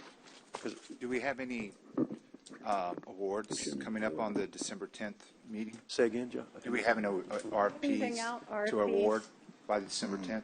I'll I have just want to- to make sure that we take action, that we do don't think it we before then. So if there's not any that are pending, then I'm fine with waiting, but that would be my only concern. Well, today we're voting to require it to be 3 people at least, but we'll bring back how he wants to implement the change in the policy at the next December the 10th. You made a motion, I made a second, I Yes. seconded, so. Yes. For discussion, right? So we're Yeah, Sorry. discussion, I'm sorry. So you don't think we have any, Michael? I'd have to look. If y'all want to hold this for Yeah, I later. would hold it. Just because, I mean, if we have something important coming up on the 10th, then I'd rather, we have to take action today. I agree. Can we just vote on the 3-person motion now since it's on the floor? And then if we need to come back and amend or bring another motion because there's something pending, then. We're going to have to find out before court, in the court. Right, So, all right. absolutely. Well, if we're going to vote, Well, we might as well bring it all back. Bring it all back, I'll I just agree. pull it up and Yeah, bring so it we back. He We can won't look end at the meeting that to without make sure, realizing what we did or didn't do. Yeah. so we don't have to retract and come back and do it again. Okay, so you're withdrawing your second? Because, I mean, I made a motion, but. Well, okay. No, I'm we have not- a I'm not motion and withdrawing a my second, second. so I thought we have a had motion and a second. If y'all are And if y'all calling don't the wanna- vote, let's I vote. mean, then. just, it's on your, Yeah. it's on what you wanted, but if you don't want to do it, I'll pull back. I mean, I don't. No, I do. I absolutely agree. That's been better my have 3, concern man. That's since I that's found out. We have to have 3. I agree with that. I think the only question is whether we continue and have either one person, if it's a countywide project, designated from the court or not. That should be a second issue, though, but. Yeah, let's- that would be a second Let's get issue. over the 3. Okay, well, we're going to take a vote on the 3 people on the. And to bring back this agenda item before the end of court to address Commissioner Matos' concerns on any pending ones. Okay. I mean, I'm happy to amend that so that if that is better for you, Commissioner Matos. Okay. We have a That's okay. motion and a second. Any other discussion? All those in favor say yes. Yeah. We're just going to vote on 3 people on there. We'll decide the rest later. And they're going to let us know if we have any outstanding Yeah, it looks- RFPs or RFQs out right now that would come before December the 10th meeting. So Yeah, it looks like janitorial services is the only one. I thought that's on today. It might be on today It already. is, I think so. So Yeah. like, that's the only one I have in Put the a queue motion to right now. put Commissioner Matos on the janitorial service. I'm just kidding. This is an emergency item, yeah. It's a big one. Are we okay with the 3-person and bring it back before the end of court to let us know if there's anything else that is Three coming before persons, December? but we don't know what We don't know 3-person. yet which 3 people or how we're going to arrange that. And That the would be- way it will work, Commissioner, is, as I always do when we have an RFP, there's an order document that's attached. And inside that order document, it has who those recommended people are. If y'all would like, I can bring that text up to the background section so you can see who the recommended parties are. Commissioner Pusley, but the answer is, the only motion was to do what the judge wanted, was to add to 3, but then for Michael and the judge to work between now and December to come back and make a recommendation as to who the 3 will be. So all we're deciding is to make the not committee names. 3, Yes. then in December we'll decide who that 3 will be, and unless there's something pending. Because sometimes the 3 are totally different people, y'all, depending on the nature of That's the work. fine. We want them to be 3 Like for totally janitorial, I'm different going to have people. Scott Cross, I'm going to have Juan, I'm going to have multiple people People on that that it one because impacts. it affects different areas. That's exactly what we want, yes. I'm okay voting. I don't know why we don't just, unless it's critical, I don't know why we don't wait till then to make the motion for. Because we have to have something happen between now and then so that they can go figure out what to do. It's in other words, it's just a Instructing direction to them, bring us yeah. something back in Okay, December. whatever y'all want to do. We have a motion and a second. All those in favor say aye. Aye. Aye. Any opposed? The motion passes unanimously. Just for clarification, this is just to bring back to the court today. This is the 3 Does it people have to be on the people? selection committee and to then instructing him to bring back any other open contracts we have coming up in December. In December. Yes. No, before, right. but Before he the would- next court. but- December's well, he our would- only next court. Right, but he would have to, if there's anything pending, he needs to tell us before the Today, end of court. yes. Right, okay. That's But what he our did. next meeting that it would be affecting is December the 10th, yes. It's the only meeting. Yes, okay. The motion passes. The next, we just wanted to clarify the board appointment process on those 3 big boards. I think we have papers in the back of the room. I read this last time. There was some confusion. I want to read it one more time because we even have confusion. We only do these about once every 3 years, so it is our policy. But for the Nueces County appointment process for board seats for the RTA, for the hospital district, for port commissioner, and for the spawn board. Those 4 boards.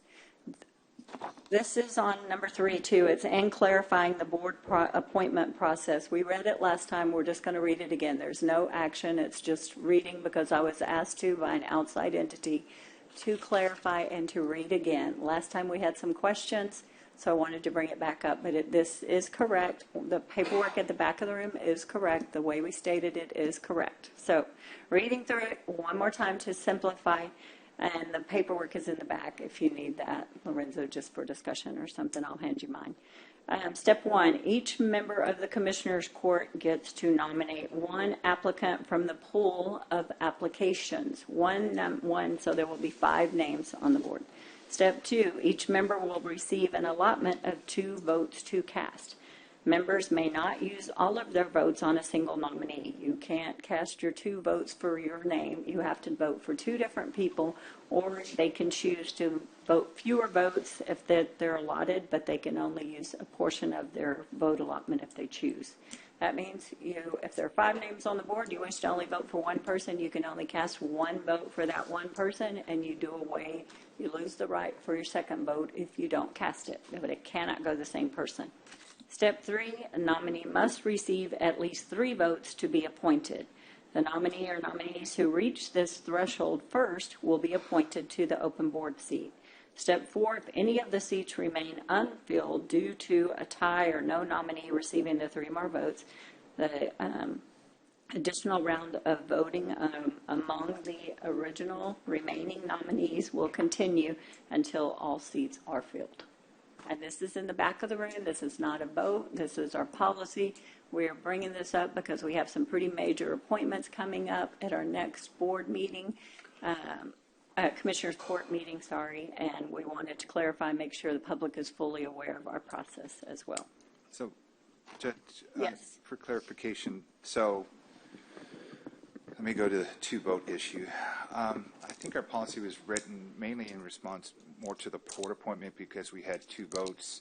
We're on a weird cycle. So first of all, if I can ask our county attorney to come back to the court and report to us at the next meeting or whenever your staff can resolve the issue of how do we unclog having 2 appointments at once, because it was 1 every year, right? The city of Corpus Christi, I believe, does their appointments every year, right? It's staggered. And for some reason, for the port, we have 2 in 1 year.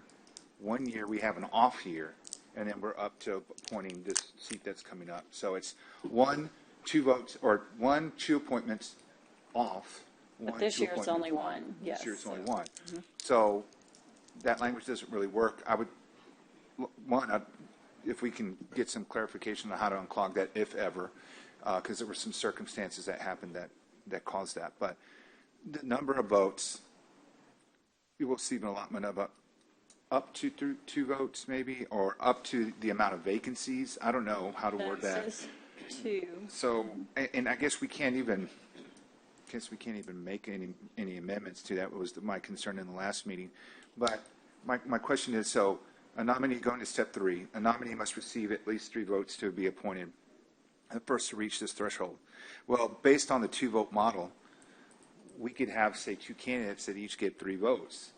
So who's the first? Is it like who got to, the way it's worded, we all is that get who to reaches vote. this threshold first will be appointed. So if candidate A gets 3 votes, and then candidate B is the next one that gets voted on, and they get 3 votes, well, candidate A technically got their votes first. This was, and I understand But you have to let everybody vote. Everybody gets their vote, and then if you have 2 people that get 3, those 2 would go to a runoff. So yes. I mean, I'm good with that, and I understand it. I just don't want anybody outside reading it the way it is written and having different expectations. Like, when I ran for city council, I knew a guy that ran, the person who ran, and thought that person thought that they were elected to the city council because they were the first to file for running for city council. I mean, there's people that just don't understand the process. So I'm just a little worried, right? Because these are these are high-profile positions that we're voting on. So I just want to make sure the language matches what our intent is. That was what my discussion in the last meeting was. I appreciate, Judge, you bringing this up so we can repeat and clarify, because once we get to the December meeting, it's going to take some time to work through this. Or it could be a straight-up vote, but I just don't know. I So agree. I'm just worried. That's the I whole wanna make point it of as bringing this up clear, every time there clear is. as mud as possible. Yes. But we would obviously, you know, and that's a great point, Commissioners, and I think the judge can clarify that again when she does it on the actual day, is first doesn't mean if the three of The y'all first vote round, first, because you're the not going first to, you know, vote round, Joe and I or still get to vote just I because we're could last. decide right? who I'm going to I'm call just on picking to at get it, the but result I I'm want. doing that to make a point. I know, but That's why. That's the good point. It's good for yes. legislative intent to say that we all get to vote. That's the definition of first, not just because you three pick the ones. Yes, yes, or go to that end just to get the result. I also want to let everyone know the applications for those big appointments like that we have out. I think Airport Board is one as well. Some of those, the appointments we have out close on November the 12th. So if you are considering applying, you have, I'm sorry, did you want to say something? Yes. I have a question. So I'm going to start where I left off last week. I don't understand why we're doing these 4 boards and or commissions, whatever you want to call them. I don't understand this. This is like Common Core math. I mean, I don't understand why we can't do it the way we used to, where you make a nomination and then we vote on those nominations. I don't understand the whole process of a commissioner having 2 votes. None of this makes any sense to me. I don't know why we're doing it this way. Well, we changed our policy. I'm still trying to figure it out myself. Yes, we changed our policy, and if you want to bring that up at another meeting to go back or change our Well, I policy, thought you're that's welcome what we to were do doing that. with this Yes. meeting. I thought we were told last time that we were going to bring this back up where we could discuss the process. Why, that's why I put it on here for discussion. Yes, I think there is a motion, discuss and consider. It's on there with the language with both of them. So if that is your motion, but we did this before because just exactly as you stated, Commissioner, you stated, Chesney, you know, if we get a motion down there and then we get 3 votes, 2 people are sitting here, maybe didn't even get a name on the board. This helped everyone to feel like they had a voice in the process. And then you can't have just Well, if you 5 names on the board. If you open it up for nominees, yes. If you open up the floor for nominations, every member of this board can make a nomination. And then we have 5 people, and they're going to vote on theirs. It's about like having the one vote for everyone. Then all of us have one vote, and we're at a standstill moving forward. But you can't, though, Commissioner, because if you make a motion and it's seconded, then I'm out. Yeah. And that was what was happening. If someone comes in, makes a quick motion in a second, there's no presentation by anyone. So the whole thing was changed again because there was a feeling on that court, you weren't here, that the process was not a fair process because people were making fast motions. No one was getting in discussion. Nobody was making presentations. And so this was a process that we went through for hours upon hours upon hours, of which you're now in the court. You have the ability to bring any policy discussion you want to bring. I think it would be wrong to change the policy right before a vote that we've articulated now for a year how we're doing it, but that's the court's will. Brent, I still don't understand what the problem is. I mean, I don't understand. If we make nominations, if we all 5 made a nomination and we vote. You don't get all And 5 of us. If you make policy. a nomination and I second it, everybody else is shut out. That We wasn't have to the vote part- on that that. Wait a minute, whoa. Yeah. Let me, nominations are not a vote. Right, not a motion. If you have a second, they are. No, Yeah. they're not a no, motion. they're though, not, it's a Brent. nomination. Well, then if you put You each need of to us. go back and read the state constitution about nominations. A nomination does not require a second, and it is not a motion. But that was our policy. It is a nomination. You just said, why don't we go back to the policy we had? The policy we had, Commissioner, which you were a part of and I was a part of, was if you nominated and someone seconded, there was a vote because that's Robert's Rules of Orders and we had to. That was the way we did it here. That was for not the years. way we did it when I was here before. It's not the way I've done it on It's how we 2 other boards that Yeah, we I've just changed it. elected to. If you make a nomination, that is not a vote. You're correct, unless there's a second, and then you have to vote. No, that is not true. There shouldn't be a second. Mike. That is not true, Because it's Brent. not a motion. You can't second. You're the Robert's Rules of Orders guys. If you make a motion and I second it, there has to be a vote on that motion. If you open the floor for, Okay, let's let him finish. if the judge opens the floor for nominations, we can all make a nomination. That is not a motion, according to Robert's Rules of Order. Correct, That is. But that wasn't the way we Then were what doing would, let him finish. What is your policy you're thinking that should go forward? If we did that, if each of us get a nomination, each of us get one vote, then we're at a standstill No, with if, 5 if nominations. each of us make a nomination and we have 5 nominees, then we go back and make a vote on each nominee. That's what we're doing with this. But why does a commissioner have 2 votes? Okay, Mike, let's put a scenario. We each put a nomination on the board, and we each vote for our nominee. What's the count? It's 1-1-1-1-1. How do you have to Does have that 2 ever votes? change? Because then it's going to be 1-1-1-1-1. We're all going to vote for who we nominate. We're never going to get there. You So this was the way assume we you're came gonna up with You was to never have 2 know votes. if his nomination will be my nomination. But then, So, but it's true. Yeah, I've never sat here or on any other board where where every member of the board had a nominee. Yeah. I've never seen that. The odds of that are pretty rare. Well, not if you have 10 Saying good is, nominations. y'all have treated nominations as a motion, and that is not correct, according to Robert's Rules of Order. If someone makes it, but what was happening was people were making motions as their nomination. It would be, let's just say, They were again, incorrect. No, but they can, why? It's a motion. If there's if someone makes a motion if the motion was, I move to appoint Commissioner Pusley, or I move to make Mike Pusley a port commissioner, and someone seconded their motion, you have to vote on that. That's the Roberts Rules. And if the chair wanted to make the motion every time, she If could. you follow the procedure, Commissioner, I think it was. we are able to make nominations. When and the judge would say, are there any further nominations? If there are none, the judge will say, nominations are now closed. Now we will vote. That's how Robert's Rules of Order. No, And that's what this no, policy. no, nobody should be allowed to make a motion for a nomination. That's the whole thing. Agreed You can't make with a that. motion for a Agreed with nomination. that. But You nominate somebody, you don't vote. That's what this policy was changing, because that is the history of this court from before. It was If they meant were, to if they were correct making a that. nomination and considering Yes. that a motion, that is They did. incorrect. That was the history of Again. this court. And in all fairness, guys, and let's be real, as the presiding officer of this and reading the next item, I could certainly make a nomination within my sentence to not even finish, and that gives y'all an unfair advantage to where I am controlling whose name gets put on there too. It was meant to protect everyone. It was a lot of thought process going into it, and I understand it's difficult. I understand we practice on it. I understand we don't use it, but once every 3 years it comes up this way. I fully intend to work But with you if as we we do did it- it before. Your Honor, with all due respect, if we do this procedure with one board or committee, we should be doing it with all of them. But we're not. And that, to me, is patently incorrect. We normally The don't have process enough is nominations. The for judge them. opens the floor. If it's a commissioner's court, the judge opens the floor for nominations. If it's a city council, the mayor opens the floor for nominations. Everybody gets a chance to make a nomination.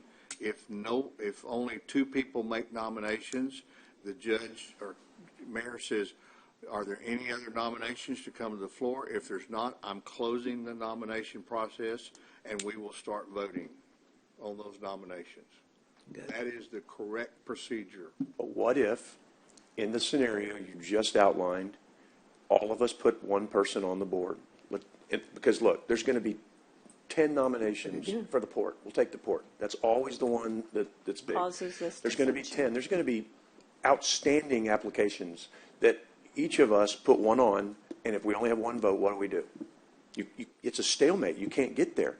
Now, so this was the only thing we could come up with so that everybody had a nomination, not a motion, because it's in the spirit of exactly what you're saying. But so if you've got something to fix it, the way with what you're telling me, tell me. But we we couldn't come up with any other solution, and we spent a gazillion hours on this so that everybody had a say. But if you don't have everybody with 2 votes, then it's 1-1-1-1-1. Well, Or it's the first I three would say people that the select. chances of that happening are extremely rare. But If that is, but Mike, everybody nominated someone last time. Everybody up here at our last time we did this, so it's not rare. First time we everybody did had a it, different name. there were Everybody 5 did names have a different nominated. name. Every single one of us nominated someone different. Every one of us. Because it's so there's good people in the audience. Like, how do you? no, I understand that. I mean, I've like, been here, done that. No, I know. So I mean, the one time we've done it, everybody nominated someone. And I didn't like the process. Well, okay, but we have never.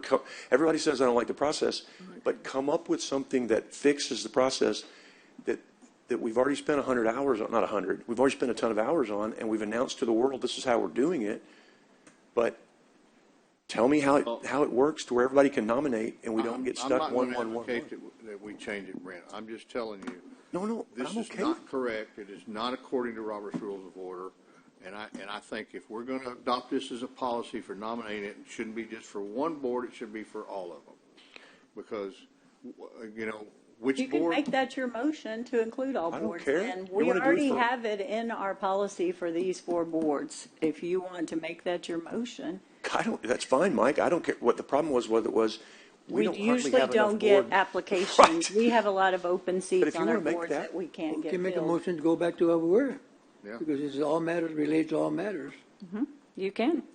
I'm waiting for a motion because right now as it stands, this is what we're doing. This is what we have talked about doing. This is the way we have done it. So unless I have a motion to change that, Well, for discussion, I move that we go back the way we were before. What does that mean? I mean, get rid of this game we're playing here, about 2 people, two commissioners getting 2 votes, and, this whole process. I think the people that want to come and do a presentation, we hear them out, we make a nomination, not a motion, but a nomination to nominate somebody. what's your motion? Do you But want wait, to? but that's what we already are. That's not a change. What's the change? You have to, Going back to what you select them from people have the equal right to come here and do a presentation, if they want to do a presentation. They don't have to do a We're going to presentation. allow them to do, even with this policy, we allow them to do a presentation, all the nominees, before we even select the names. That is part of the process. Well, And most of them have come around to our offices and met with us as well, or trying to meet with us, but we do well, allow but, them and to I feel speak. and I feel the same way, Commissioner Phil, that now you're telling me how many votes I have, right? And if I vote for one, nominate one, I have to vote for somebody else. No, you don't. If that person is nominated already, or You don't have to you vote know, for anybody else. so I lose that vote. You do. Well, why should I lose that vote? But if I want to nominate somebody that he's already nominated, it's okay. But you're saying I can't, so now you're telling us how to vote. So, I never liked the process. I still don't like the process. So that's why I make the motion. If there's a second, fine. If not, that's fine too. Is there a second to the motion that is laid on the table? Okay. I'm sorry, I have a hard time hearing Joe. I'm sorry. Can you? My motion was to go back to the way we were, Commissioner, and get rid of this, whatever we're doing here. Go back to, everybody gets a chance to make a nomination. A nomination That's and not not the way we did a it nomination before. and not a motion, right? That's not the way we did That's it. not the way we did it before at all. Yes, you did. One It's person made a not. nomination. Y'all made and a motions, second, and whoever we got voted. second. There was We made no motions, we were wrong probably, nominees. right? Yes. That's what Commissioner is saying. If we made any motions, we were wrong. They weren't wrong. According to Robert Rules of Order, right? That's what he's saying. So if we go back and say, I'm nominated, I'm not making a motion. If I say I'm going to move, then we need to stop that person and say, you can't move. Yeah, to a nominate nomination is not a motion. Right, but you can't Before stop a they made motion from motions, being we did made. not do nominations, is what It we're would be saying. an We made a illegal motion, motion, Commissioner. somebody It would be an seconded illegal right motion. away, nobody else's name was discussed. You voted. Yeah, but that's because you were treating a nomination as a motion. correct? It's how this county did And it that's not before. correct. Yes, and whether it's correct or not, it was the way they did it. We Then it would don't be done follow incorrectly. Robert's rules And of I would not orders. ever Yes. support that.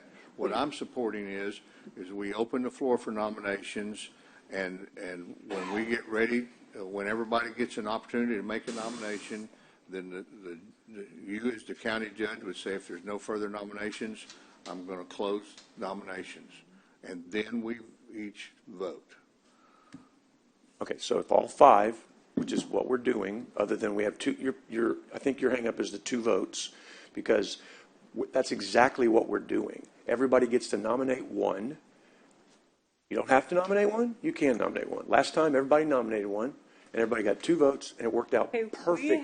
We got 3 votes for 2 right here. people We on don't the have first a round. second. Let's see if we get a second, or this is really. I don't know what going back to what we were doing, right or wrong.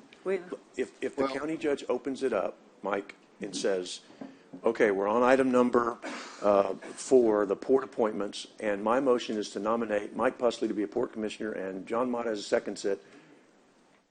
That's a motion that, according to Robert's Rules of Order, unless we have a policy, has to be adhered to.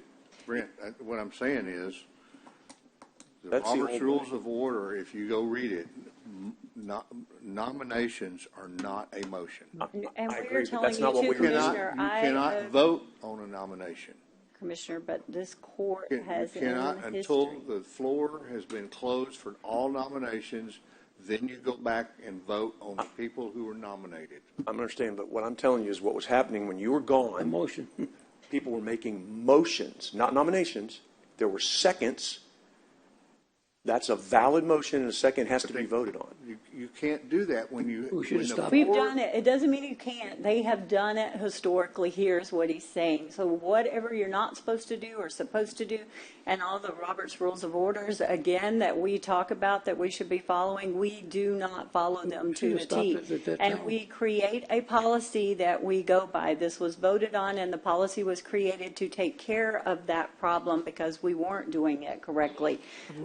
I am fine with whatever we want to do, but we can't just go back and Commissioner, I will remind you, and I can pull it up in the video, where you nominated a candidate and you waited for a second. No, you made the motion to appoint a candidate, let me clarify, and you didn't get a second, and you were upset about that too, and I can tell you who the candidate was. I remember distinctly who it was. So this court had been doing it that way for a long time. There's not here and there, Judge, and we were doing it wrong, and I admit. Yes. I don't have a problem saying we were doing it wrong. No, we're doing it wrong. If it But wasn't this by Robert's policy Rules of Order, was to correct that problem. So, but from the beginning, I told y'all I didn't like the process from the beginning. You know, you can say whatever you want to say, but from the beginning, I said I didn't like the process. You did not, and I worked very hard with everyone because I know it was a difficult process. I know y'all put it together, but it was, and I voted against it. So, But Commissioner, to be fair, I voted because I had to vote for somebody. You know. But Commissioner, to be fair, we repeatedly said if you have an alternate policy, bring it, and you never have brought it. Did. No, you That's didn't. what I was saying. We'd stay with the way we were. But my deal was stay the way we were. What was the problem with that? I didn't. Stay the way we were. Whoever not nominates, wrong word. Whoever makes the quickest motion. And not make it a motion, make it just a nomination. I'll tell you, for reasons of sanity and to move on while we're young, I'm going to stay with your policy this time, but I am going to ask. I'm going to make a motion that we clarify this with the Texas Association of Counties and get a ruling on how this process should work according to Robert's Rules of Order. It's too important for us to do this, and we cannot. I don't know if segregate is we can't discriminate against other boards and commissions and do them differently because, okay, tell me a commission or a board where we're not applying this policy. Commissioner, why don't you just make, you can make a airport board. Okay, there's a perfect example. If we make nominations and everybody on here makes the nomination for airport board, Coastal Parks Board. What are Coastal coastal? Parks That's the is judges. county judges. Sorry. Those She aren't gets to y'all's. appoint them. Yeah, that's only mine. She appoints with We used to do ratification. those too. We No. ratify. Yes. That is the law. So you took it away from us. No, that was always that way. I wasn't even aware, but in the others, in the airport board and several Mental of health. our other boards, we don't even have full board serving. We can't get enough people to apply. That's the reason it was only directed at these, because these are the boards that we get multiple applications. But that aside, and, we're yes. still practicing a dual policy here with respect to our boards and committees, and I don't think that's correct. So make a motion to amend to include all boards, and I'm fine with that. It's not going to be practical because they're not going to be the applications, No, but I'm okay if you want, that's good. I don't want to make a motion to support this policy because I don't agree with it. I'm going to stick with it, but I don't agree with it. But what I do want is I want a clarification from the Texas Association of Counties or from the Attorney General or whoever about how this process should work according to Robert's Rules of Order, because I don't think this is correct. And I want clarification if we're allowed to do. We voted on this policy, so we assumed we were allowed to do this back when we did it. So if you're saying that we are not allowed as a county to create policy within this, then that I'll ask for that clarification for sure. No, that's Yeah. fine. Yeah. I agree with that too. Well, okay. You know what? I'm just going to shut up. We have a motion on the table to go back to the original way. Is there a second? If Yes, not, I'll second that. Okay, what is the original way? to just do away with this policy. Judge, I have Yeah. point of order or clarification Yeah. for the county attorney. I mean, this is not even listed to make a Yes, change it to the is. policy. Yes, it is. Is it? Amending the Commissioners Court All that policies matters. and clarifying the board appointment process, it's all in there And in the same clarifying the set, board yes. appointment, doesn't say to. These really should have been two items. That's why I brought this up It was only supposed to. last month, yes. because I wanted us to have this discussion now, so we understood it, and so the community understood it. So then when we get to December, so this is messy, but this is worth it, because we don't want to be stumbling through this. Well, we while don't have another a room meeting full of before people. December. I call a point of order because there's no clarification on Well, this I'm motion. just No, trying to- I'm sorry. I want I thought you were clarification. done. Is it properly Sorry. posted Sorry. to even take action on this item? So we would not dream of stepping out of our lane and pretending to be a parliamentarian. However, our discussion while this has been ongoing of Robert's rules is, I think we're somewhat in agreement with Commissioner Pusley that the Robert's rules allows for the previous process, but without forcing a vote until every commissioner has had the opportunity to make their nomination from the floor, Chapter 66 from Robert's Rules.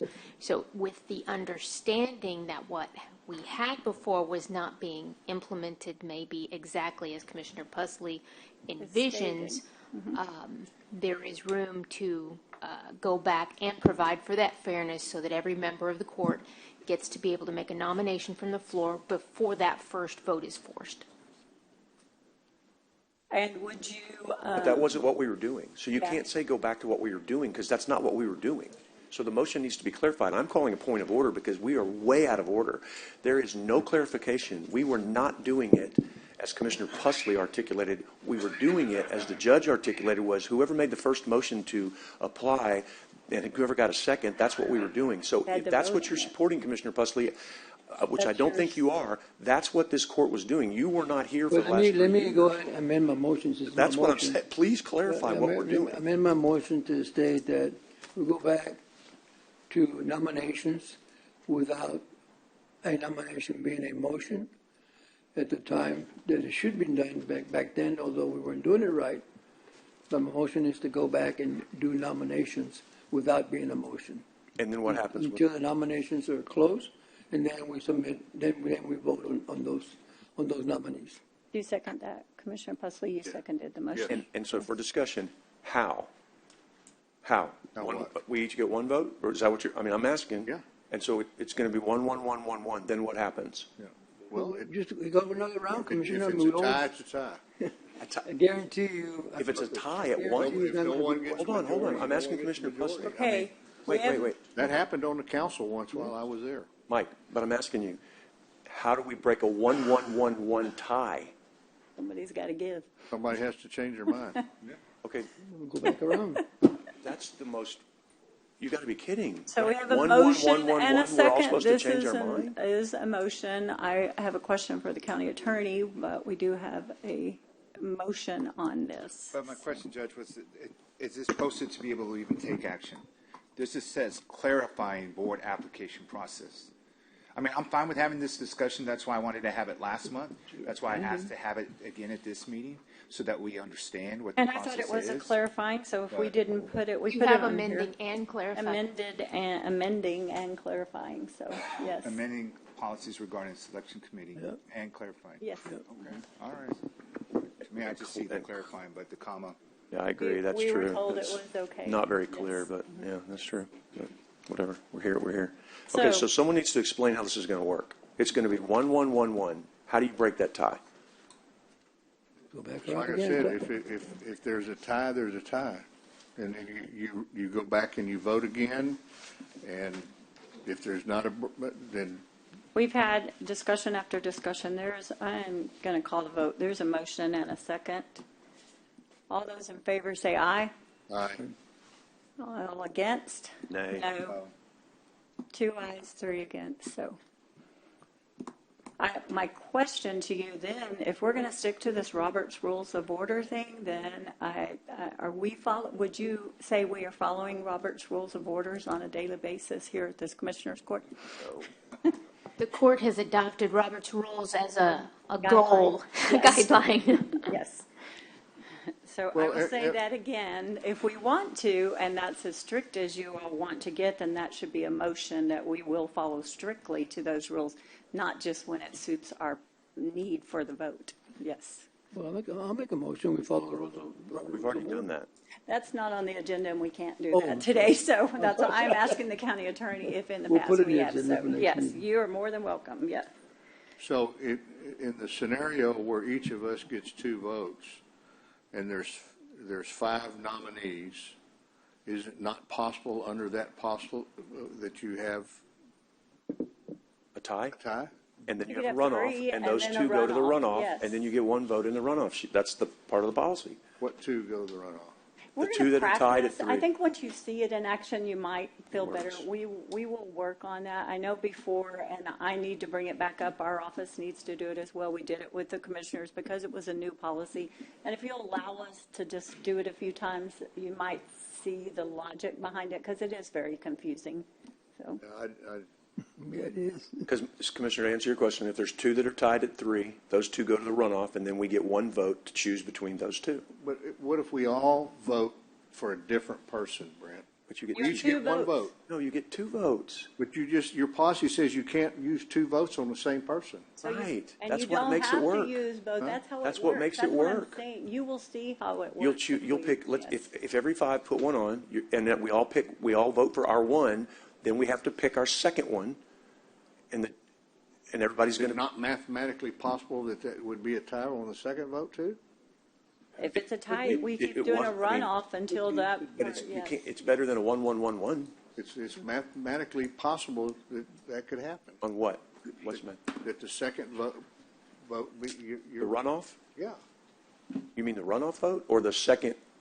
I don't understand what a runoff vote means. If we all vote, I believe that we should have this discussion.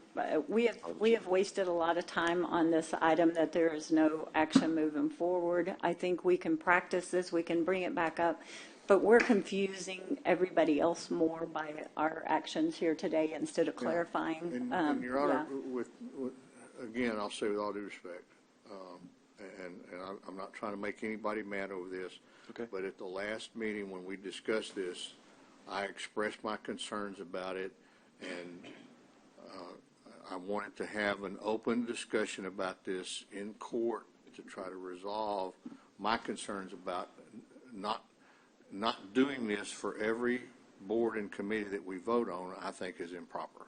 And I appreciate that. So, Judge, I would make a motion then in relation to this that we do this for every board and commission. Instead of just the 4. I'll make that motion right now. Second. We have a motion and a second. Any other discussion? All those in favor, say aye. Aye. Aye. No.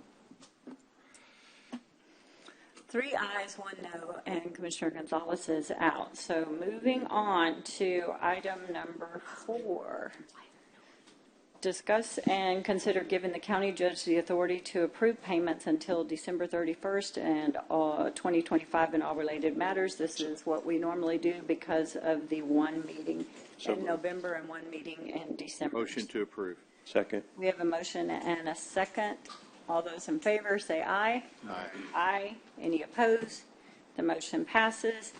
Item number 5, discuss and consider upcoming Commissioners Court meeting date, workshop dates, and related matters. We only have one meeting in December, December the 10th. My suggestion after the lengthy conversation and all boards moving to the process is potentially maybe we have a special meeting on the 17th for board appointments only, so that would be, that's going to be a very long appointment. We have the IT position interviews as well. That's a suggestion if anybody wants Second. to. We have a motion and a second. Is there any other discussion? Is everyone, and that would be only board appointments. I don't want to load this up with other committee, other things. That's going to be board appointments and the IT. No, not No, the we'll IT. do the IT on the 10th. On the Keep it 10th, the same, okay. but all board appointments, because we have several board appointments for the 17th, and we do those on here because this has become very difficult as well. It will give us another, the 10th, the week before, to clarify and let the public know as well. So we have a motion and a second for the 17th. Everybody available for that meeting? Is that at 9 o'clock, Judge? I would assume. Yes, ma'am. sometime. Yes. All those in favor say aye. Aye. Aye. Any opposed? The motion passes. Moving on to item B1, discuss and consider approving a funding source and authorize and approve a repair work order for the ThyssenKrupp elevator service, TKE, for the modernization of Nueces County Jail elevator number 8 for a total amount of $545,403.85 under the Omnia Partners Cooperative Contract. And I apologize, Captain Willoughby, and I realize now why you were still here. I would have brought this up way earlier. I'm so sorry, guys. This was brought up back a few months ago, and it's been brought to our attention, and Public Works does not have the funding source. We looked into some funding sources. I believe that Teresa and Constance have found potentially the CEOs, the 2021 CEOs might have, and let me be clear, so our vote would be contingent to use that because those, the CEOs and grants and everything, as I understand it, still haven't all been reconciled with true, accurate balances, but because there's so much in this one, we think that could fund it. So our motion, if we move, which we have to fix the jail elevators, we can't continue with not doing this, would be to, my motion would be to vote to approve to use this, if available, the 2021 COs, the countywide COs, to repair this. And if that money, after clarification with our COs, is not available, then we would have to use contingency funds. Yes. I only have one question, Your Honor. Do I have a second? I'll Second, yes, go ahead. Did you second it? Yes. Okay. Has this been reviewed by Public Works? Yes, they're the ones that brought it to us several times, and the sheriff has been requesting that this be repaired. We can't afford to have the elevators down that long in there. Okay. This has really gone on far too long as it is. Yes. Yeah. So we have a motion and a second. Any other discussion? All those in favor say aye. Aye. Aye. Any opposed? The motion passes unanimously with Commissioner Gonzalez out. And I apologize again, Captain Willoughby, for keeping y'all here. I should have done that. Yes. Judge, just one more motion will be required if you want to do the second half of that after the semicolon Oh, yes. to approve the contract. Consider So moved. approving a funding source and approve the repair work order. And under the Omnia, okay. Second his motion to approve the contract, yes. All those in favor say aye. Aye. Aye. I should have made that part of my motion, I'm sorry. Moving on to item 2, discuss and consider authorizing approving a cooperative contract purchase with Sames Bastrop CDJ Inc. under the Texas Interlocal Purchasing System contract for the purchase of the van, which we were all made aware that they were going to purchase the van for transport through the hospital. So the hospital district is going to reimburse for this. I'll make the motion to approve. Second, it's just a Yes, question go ahead. real quick. Michael or I don't know, Sheriff, if you all have that information. I know some vehicles, especially specialty vehicles, sometimes have a lag time with getting them to us. Do we know what window that we have expected, how many days to get that processed? Is it a typical normal process, or is it extended beyond a month or so? Do you or the captain have it that? Or? I don't have a firm date on this. I just wonder, item. because I know work trucks, a lot of times, if you're purchasing them from, depending on the dealership, they can be ready on the lot. Some could take Yeah, because there's 60 usually to 90 days or especially more, with this so- specialty vehicle, there's Yes. aftermarket that has to be installed. So I imagine there'll be some time involved to put that But we just together. don't know. But we're okay with that, Captain? Yeah, okay. Sheriff, okay. We're All just right. very appreciative to be able to Thank get it. Yes. We have a motion and a second. All those in favor say aye. Aye. Aye. Any opposed? The motion passes. Moving to coastal parks, you're up, Scott Cross. Number 1, discuss and consider approval of a no dune protection permit determination for the renovation of the second-story, third-level bathrooms to an existing residential home. And Recommend approval. So moved. I'll second that motion. Any other discussion? All those in favor say aye. Aye. Aye. Any opposed? The motion passes unanimously. Item number 2, discuss and consider approval of request for exemption and no dune protection permit for an additional pool at 105 Beach View, Port Aransas, Texas. It's for a pool, and it's allowed under our beach management plan and Texas Administrative Code in between the 200 and 350. So moved. Motion and a second. Any other discussion? All those in favor say aye. Aye. Aye. Any opposed? The motion passes. Thank you. Unanimously, Commissioner Gonzalez is still away. Item D, grants. Number 1, discuss and consider. Your Honor. Oh, go ahead. Sorry. I'd like to make a motion that we approve under grants items 1, 2, 3, 4, 5, and 6.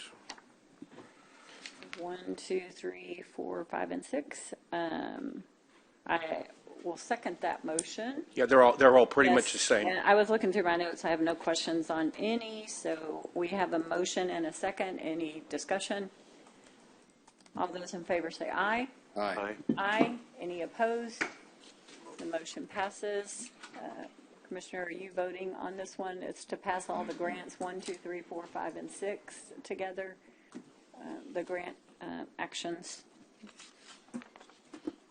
Grant. that you just came in. Yep. Yes. So unanimous. Yes. And moving on to E. Oh, yes, you're good. Thank you very much. Thank you. Yes, sorry, Scott. E, Public Works. Discuss and consider authorizing and approving execution of job order authorization number NCCP-022 in the amount of $105,606 under job order, the JOC agreement with Grace Paving and Construction, the medical examiner's parking lot extension. And I would make the motion to pass. They're going to be using the RTA funds. We did get the letter of approval stating that we could do that from Spahn Hospital. So I second that motion with many thanks to the county judge for stepping up and providing the funding appreciate the out help. of her RTA funds. Thank you. You're welcome. And this has had multiple people with additional funds to help our medical examiner. And this is a countywide project, and we put a lot of money in there, and a lot of us have put additional funds in this, so we're happy to We're going to participate. use Commissioner Pusley's too in mine, but Yeah, no, I got it. We're looking Yeah, on that one. y'all can use yours for something else. So. appreciate it. We have a motion and a second. All those in favor say aye. Aye. Leslie, what's the second? Yes. Aye. Any opposed? The motion passes unanimously.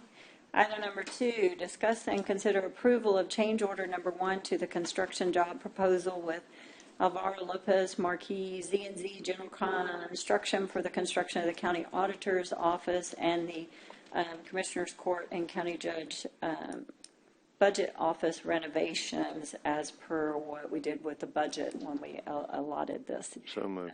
And I just want to point out that there's going to be an additional $3,800 for painting that I've been made aware of, but all of this, as per Michael, is cleared, and it is well under the $100,000 threshold, and we've already brought it to court, so this is all, everything is fine, so we don't have to bring And it Judge, in. this says in related matters, so I would amend my motion to include that additional painting as well. Thank you. Motion and a second. Were you the second, Commissioner Gonzalez? Yes. Yes, so, or. It was Pusley. It was Pusley, sorry. Second. Yes, thank you. All those in favor say aye. Aye. Aye. Any opposed? The motion passes unanimously. Thank you very much.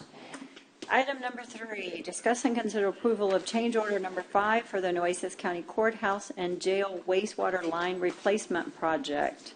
The change order is $36,894.29. This would be funded by the project contingency fund. I guess that would zero out the contingency in that project. That's correct, Judge. And then you're going to use your building superintendent funds to make up the difference? That's correct, Judge. Yes, ma'am. We have a motion to approve. I'll second the motion, and I just have one other question, too, to make sure. Is this going to get us to where, because we're out of funds, is this going to get us to a stopping point? Yes, if we're ma'am. already using Yes, ma'am. contingency and having to pull, we don't want you to use your building superintendent funds because it's beginning year. We know there's lots of things going to happen, so try not to use any more of that on this kind of thing. We knew when we funded this project it was not going to be enough, but we wanted to use as much as we could till we could get to the end, but we have to have a stopping point. Yes, ma'am. We're almost to another project, Okay. Judge. So we're good. Teresa? Yes, ma'am. There's still going to be $1,600 remaining in contingency funds, and the building maintenance funds is $32,695 that they're going to use. So there's there's $1,600. So we're using the other, if there's money left in contingency, it's not Yes, going ma'am. to We zero can, it out. Yeah, we can zero it out, Judge. I would assume you use I would that just zero it out. first, Yes, and ma'am. then we use whatever, so, Yes, yeah. ma'am. Yeah. Yes, ma'am. Thank you. Okay. We have a motion and a second. Yes, all those in favor say aye. Thank you. Aye. Any opposed? The motion passes unanimously.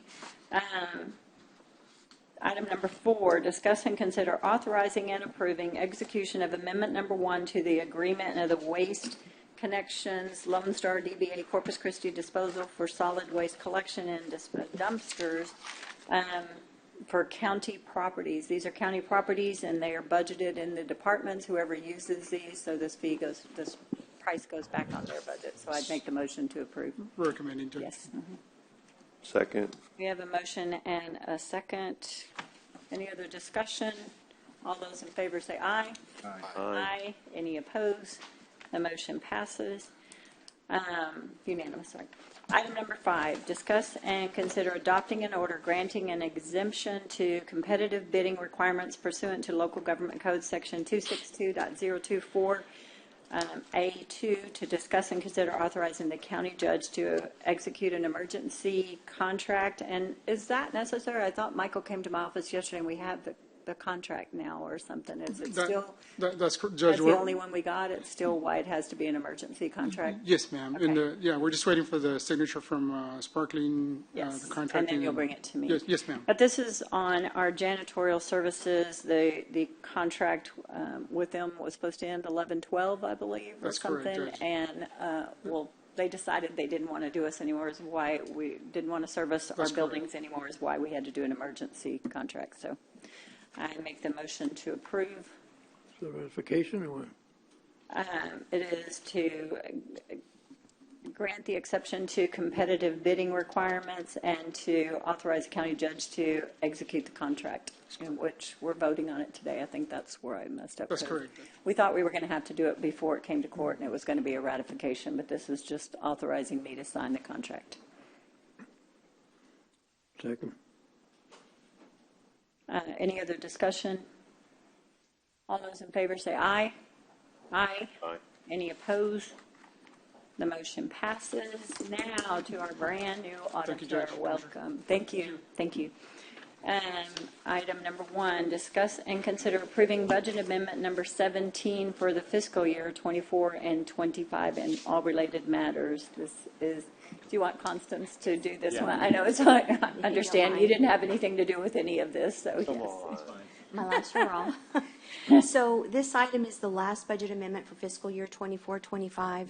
And also accounts payable on Friday will stop receiving invoices for 24-25. So we are closing the books earlier than last year so we can get our audit done in plenty of time. So all the departments know that y'all will stop receiving invoices to close out, because I know this usually went to December and then it got extended. Correct. Any department heads, if you are paying attention and listening, what is that date again? Friday, November the 7th. Friday, November the 7th, that you're no longer, if you have any outstanding invoices, they need to come in right away. Because otherwise they'll be charged to your fiscal year 26 budget. Yes, and all of this, you know, in all fairness too, and so our department heads know, this creates a problem down the road with closing out and doing our audit and everything. And since we had 6 extensions this past time on doing these, I hate to announce that widely, but we did. And we cannot do it again this year. We have to close out. We have to do it correct and has to be on time this year. We can't do any extensions. We don't want to create a practice of that in any way, shape, or form. So, yes. I make the motion to approve. Second. We have a motion and a second. Any other discussion? All those in favor say aye. Aye. Aye. Any opposed? The motion passes. See, this wasn't very bad at all, was it, Elias? This week. Wait to come. Michael, you're here. Would you like to give us an update on that previous item before we go into executive? Yes. Yes, the court had requested to know which RFPs might be coming up on December 10th. We have one for the Nueces County Juvenile Justice Center Food Service Management. We have one for the JCI Planned Maintenance Service Agreement. We have one for the Colonia Fund Construction Application and Administrative Services, and one for the Engineering Services for Colonia Fund Construction. This is what item? This was when we went back to the board of the selection committee for purchasing, and we wanted to see what bids we had out, what would maybe be coming up. These are ones that I'll be bringing to y'all in December. What are they again? It's the Juvenile Justice Center Food Service Management, the JCI Planned Maintenance Service Agreement. Which planned what is that one? That's a Public Works item. Okay. And then we have 2 grant-related items that are Colonia Fund Construction Application and Administrative Services, and then the engineering services for those Colonia Fund Construction project as well. This was your request, Commissioner Mata. Do you have anything that you want on this one? It's on the bids that we have outstanding. There's nothing on there that would, so we can bring that back later. And just I think as a matter of how this has happened when we used to have suggestions from the court, I'm always happy to receive those. So when we bring any RFP up for you in the future, even if we've agreed on who the 3 are and y'all decide you want a different setup, just make those recommendations and we'll make those changes. Perfect. Thank you very much. So we are now ready to go into executive, and unless I've missed something, anybody wants to stop me before we go, I think we're good to go. Executive session. Public notice is given that the Commissioners Court may elect to go in an executive session anytime during the meeting to discuss matters listed anywhere on the agenda when authorized by the provisions of the Open Meetings Act, Chapter 551 of the Texas Government Code. To the extent there's been a past practice of distinguishing items for public deliberation and those for executive session, the public is advised that the court is departing from that practice and reserves the right to discuss any listed agenda items in the executive session when authorized by law to do so. In the event the Commissioners Court elects to go into executive session regarding an agenda item, the section or sections of the Open Meetings Act authorizing the executive session will be publicly announced by the presiding officer. In accordance with the authority of the Government Code, Vernon's Texans Code, Sections 551.071, 551.072, 551.073, 551.074, 551.0745, 551.076, 551.086, 551.087, 551.089. The Commissioners Court will hold an executive session to consult with attorneys, including matters related to litigation, deliberate regarding real property, prospective gifts, personnel matters, including termination, county advisory bodies, security devices, and/or economic development negotiations, and other matters that may be discussed in an executive session. Upon completion of the executive session, the Commissioners Court may, in an open session, take such action as appropriate on the items discussed in the executive session. Item A today is consult with the county attorney and outside counsel on legal matters related to the engagement with Royston Razor for representation of Office of District Attorney regarding subpoena and depositions on written request in Javier Garcia et al. The Kia America Inc. number 225CV232 in the U.S. District Court, Southern District of Texas, and related matters, Texas Government Code 551.071. Discuss, consider, and take action in regular session if needed. Item B, consult with the county attorney and outside counsel regarding legal matters related to the May 19, 2025 claim by DLF 2 Inc., DLF Texas, and related matters, Texas Government Code 551.071. Discuss, consider, and take action in regular session if needed. Item C, consult with the county attorney on legal matters related to cause number 2025 CCV 613161, Gilberto Ortiz versus Nueces County, Texas, and ABM Texas General Services, Inc., and all related matters, Texas Government Code 551.071. Discuss, consider, and take action in regular session if necessary. Item D, consult with the county attorney regarding potential tax increment reinvestment zone, TERS number 7 in the London area, and all related matters. Take action in open session if necessary. Government Code 551.071. Item E, consult with the county attorney on matters related to HSA Bank contract and all related matters. Take action in open session if necessary. Texas Government Code 551.071 as well. Item F, deliberate in closed session regarding the purchase, exchange, lease, or value of certain real property for potential acquisition or future sale and all related matters. Texas Government Code 551.072, and take action in open session if necessary. It is 11:31 and we are recessing for executive. That's a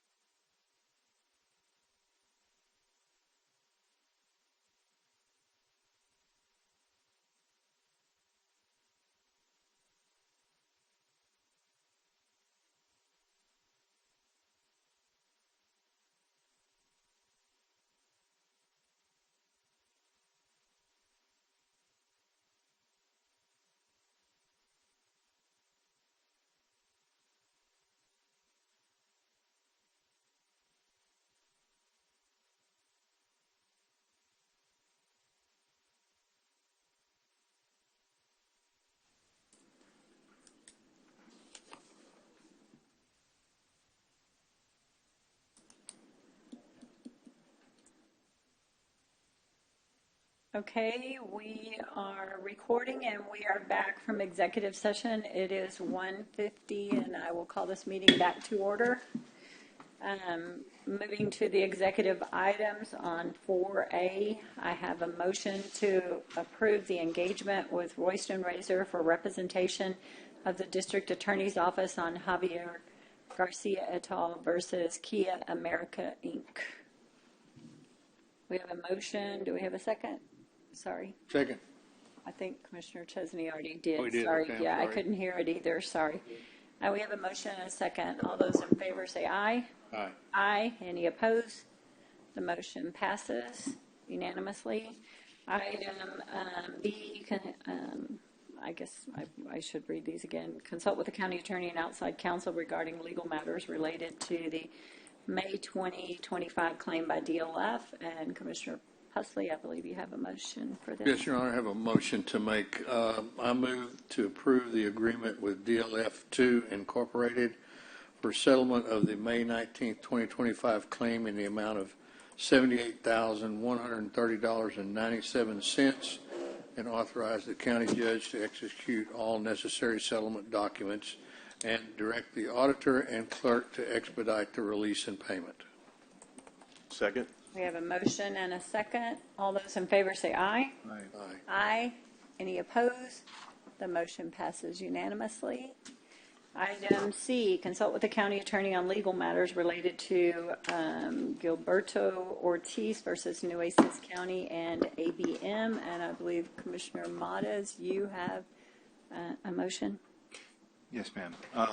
Make a motion to approve the engagement agreement with Chavez, Obregon, and Perales LLP related to cause number 2025 CCV-61316-1, Gilberto Ortiz versus Nueces County and ABM Texas General Service Incorporated in the County Court at Law Number 1, Nueces County, Texas.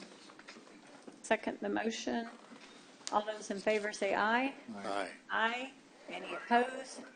The motion passes. Did you get that one? Sorry, I know you came in. I think she has it. So good.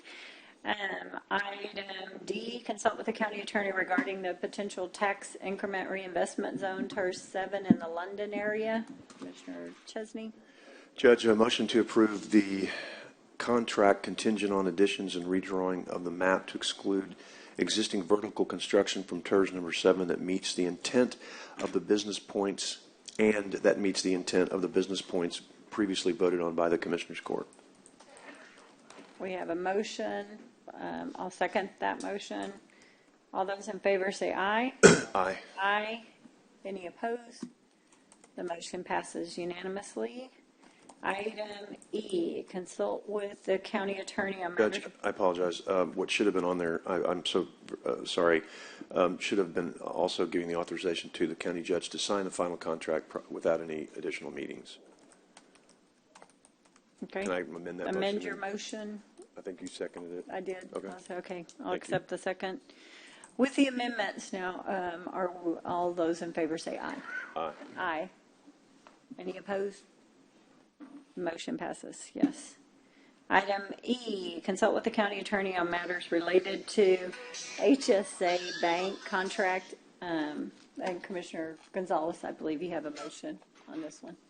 Yes, I move to approve the 2025-2026 agreement with HSA Bank. I'll second that motion. All those in favor say aye. Aye. Aye. Any opposed? The motion passes unanimously as well. I believe that is the end of our items for discussion for today. Everything. Do we have any adjournments in memory? And I do believe I was told we have a couple. Yes. Go ahead, Commissioner, if you're ready. Chesney, do you have Yes, ma'am. I have any other two. on this side? First one is in memory of John Strickland Luby, Jr. John died peacefully on October 26, 2025, surrounded by family and friends. He was born in 1967 and grew up in Corpus Christi, graduated from Tolosa Midway High School, class of 85, went on to attend the University of Texas, where he's a proud member of the Sigma Nu fraternity and the Silver Spurs. He later finished his accounting degree at Corpus Christi University, building a career rooted in hard work, loyalty, and dedication. He married the love of his life, Bridget, and together they built a family filled with love, laughter, and countless memories. He was a proud dad to Brooke and Johnny, and the most adoring Papa John to his grandson Barrett, and one on the way who brought him endless joy.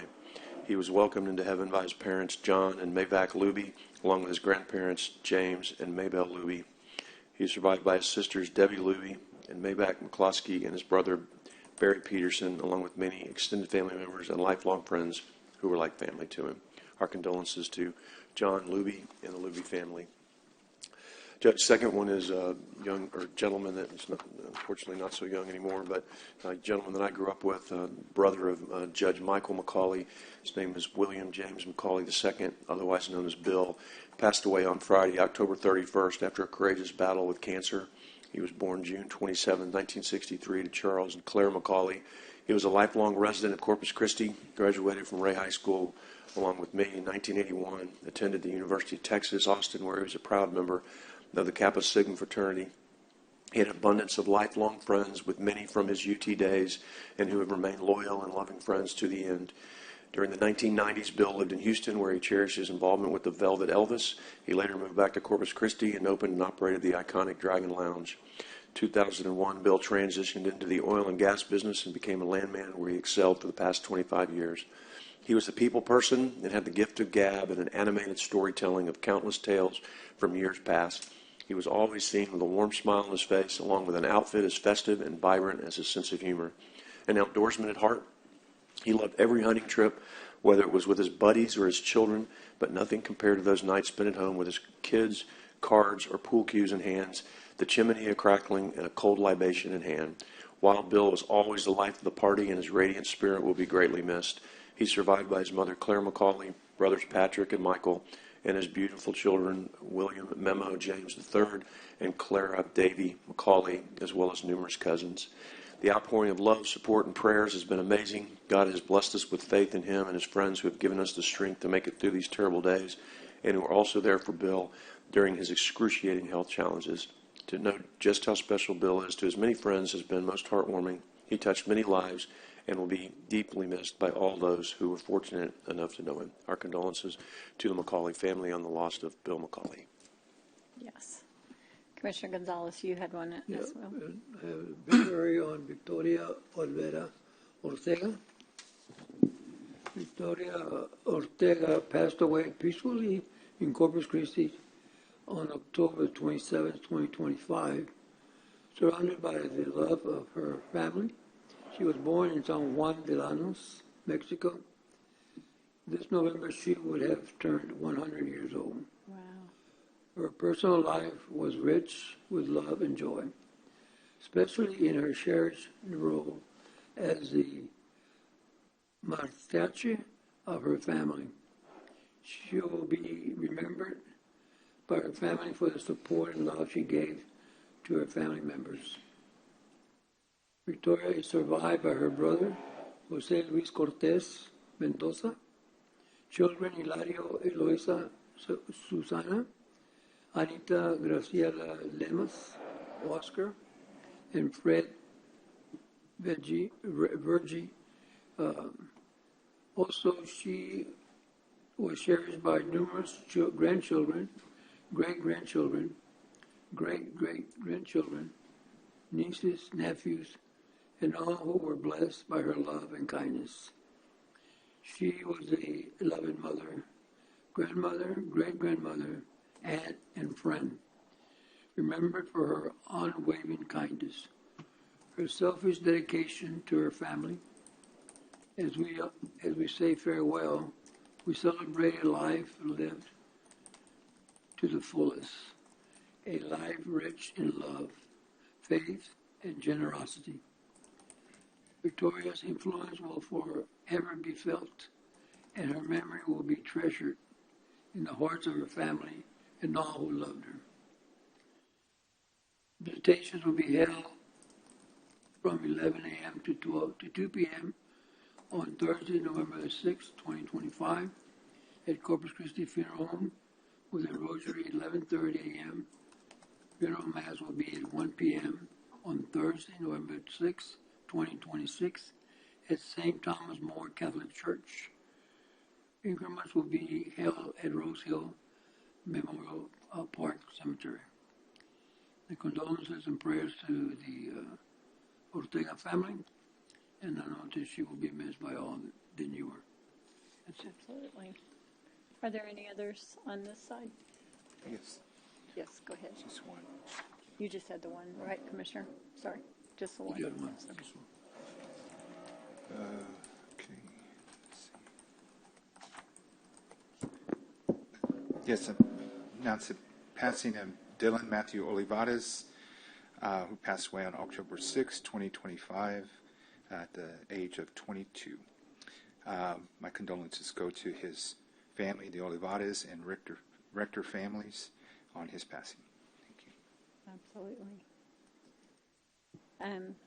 It doesn't look like there are any others, but our sincere condolences go out to the Luby family, the McCauley family, the Ortega family, and the Olivares families. If there's no further business today, then it is 2:01, and I would say this meeting is adjourned. You would say it, it be true. I would say we are done.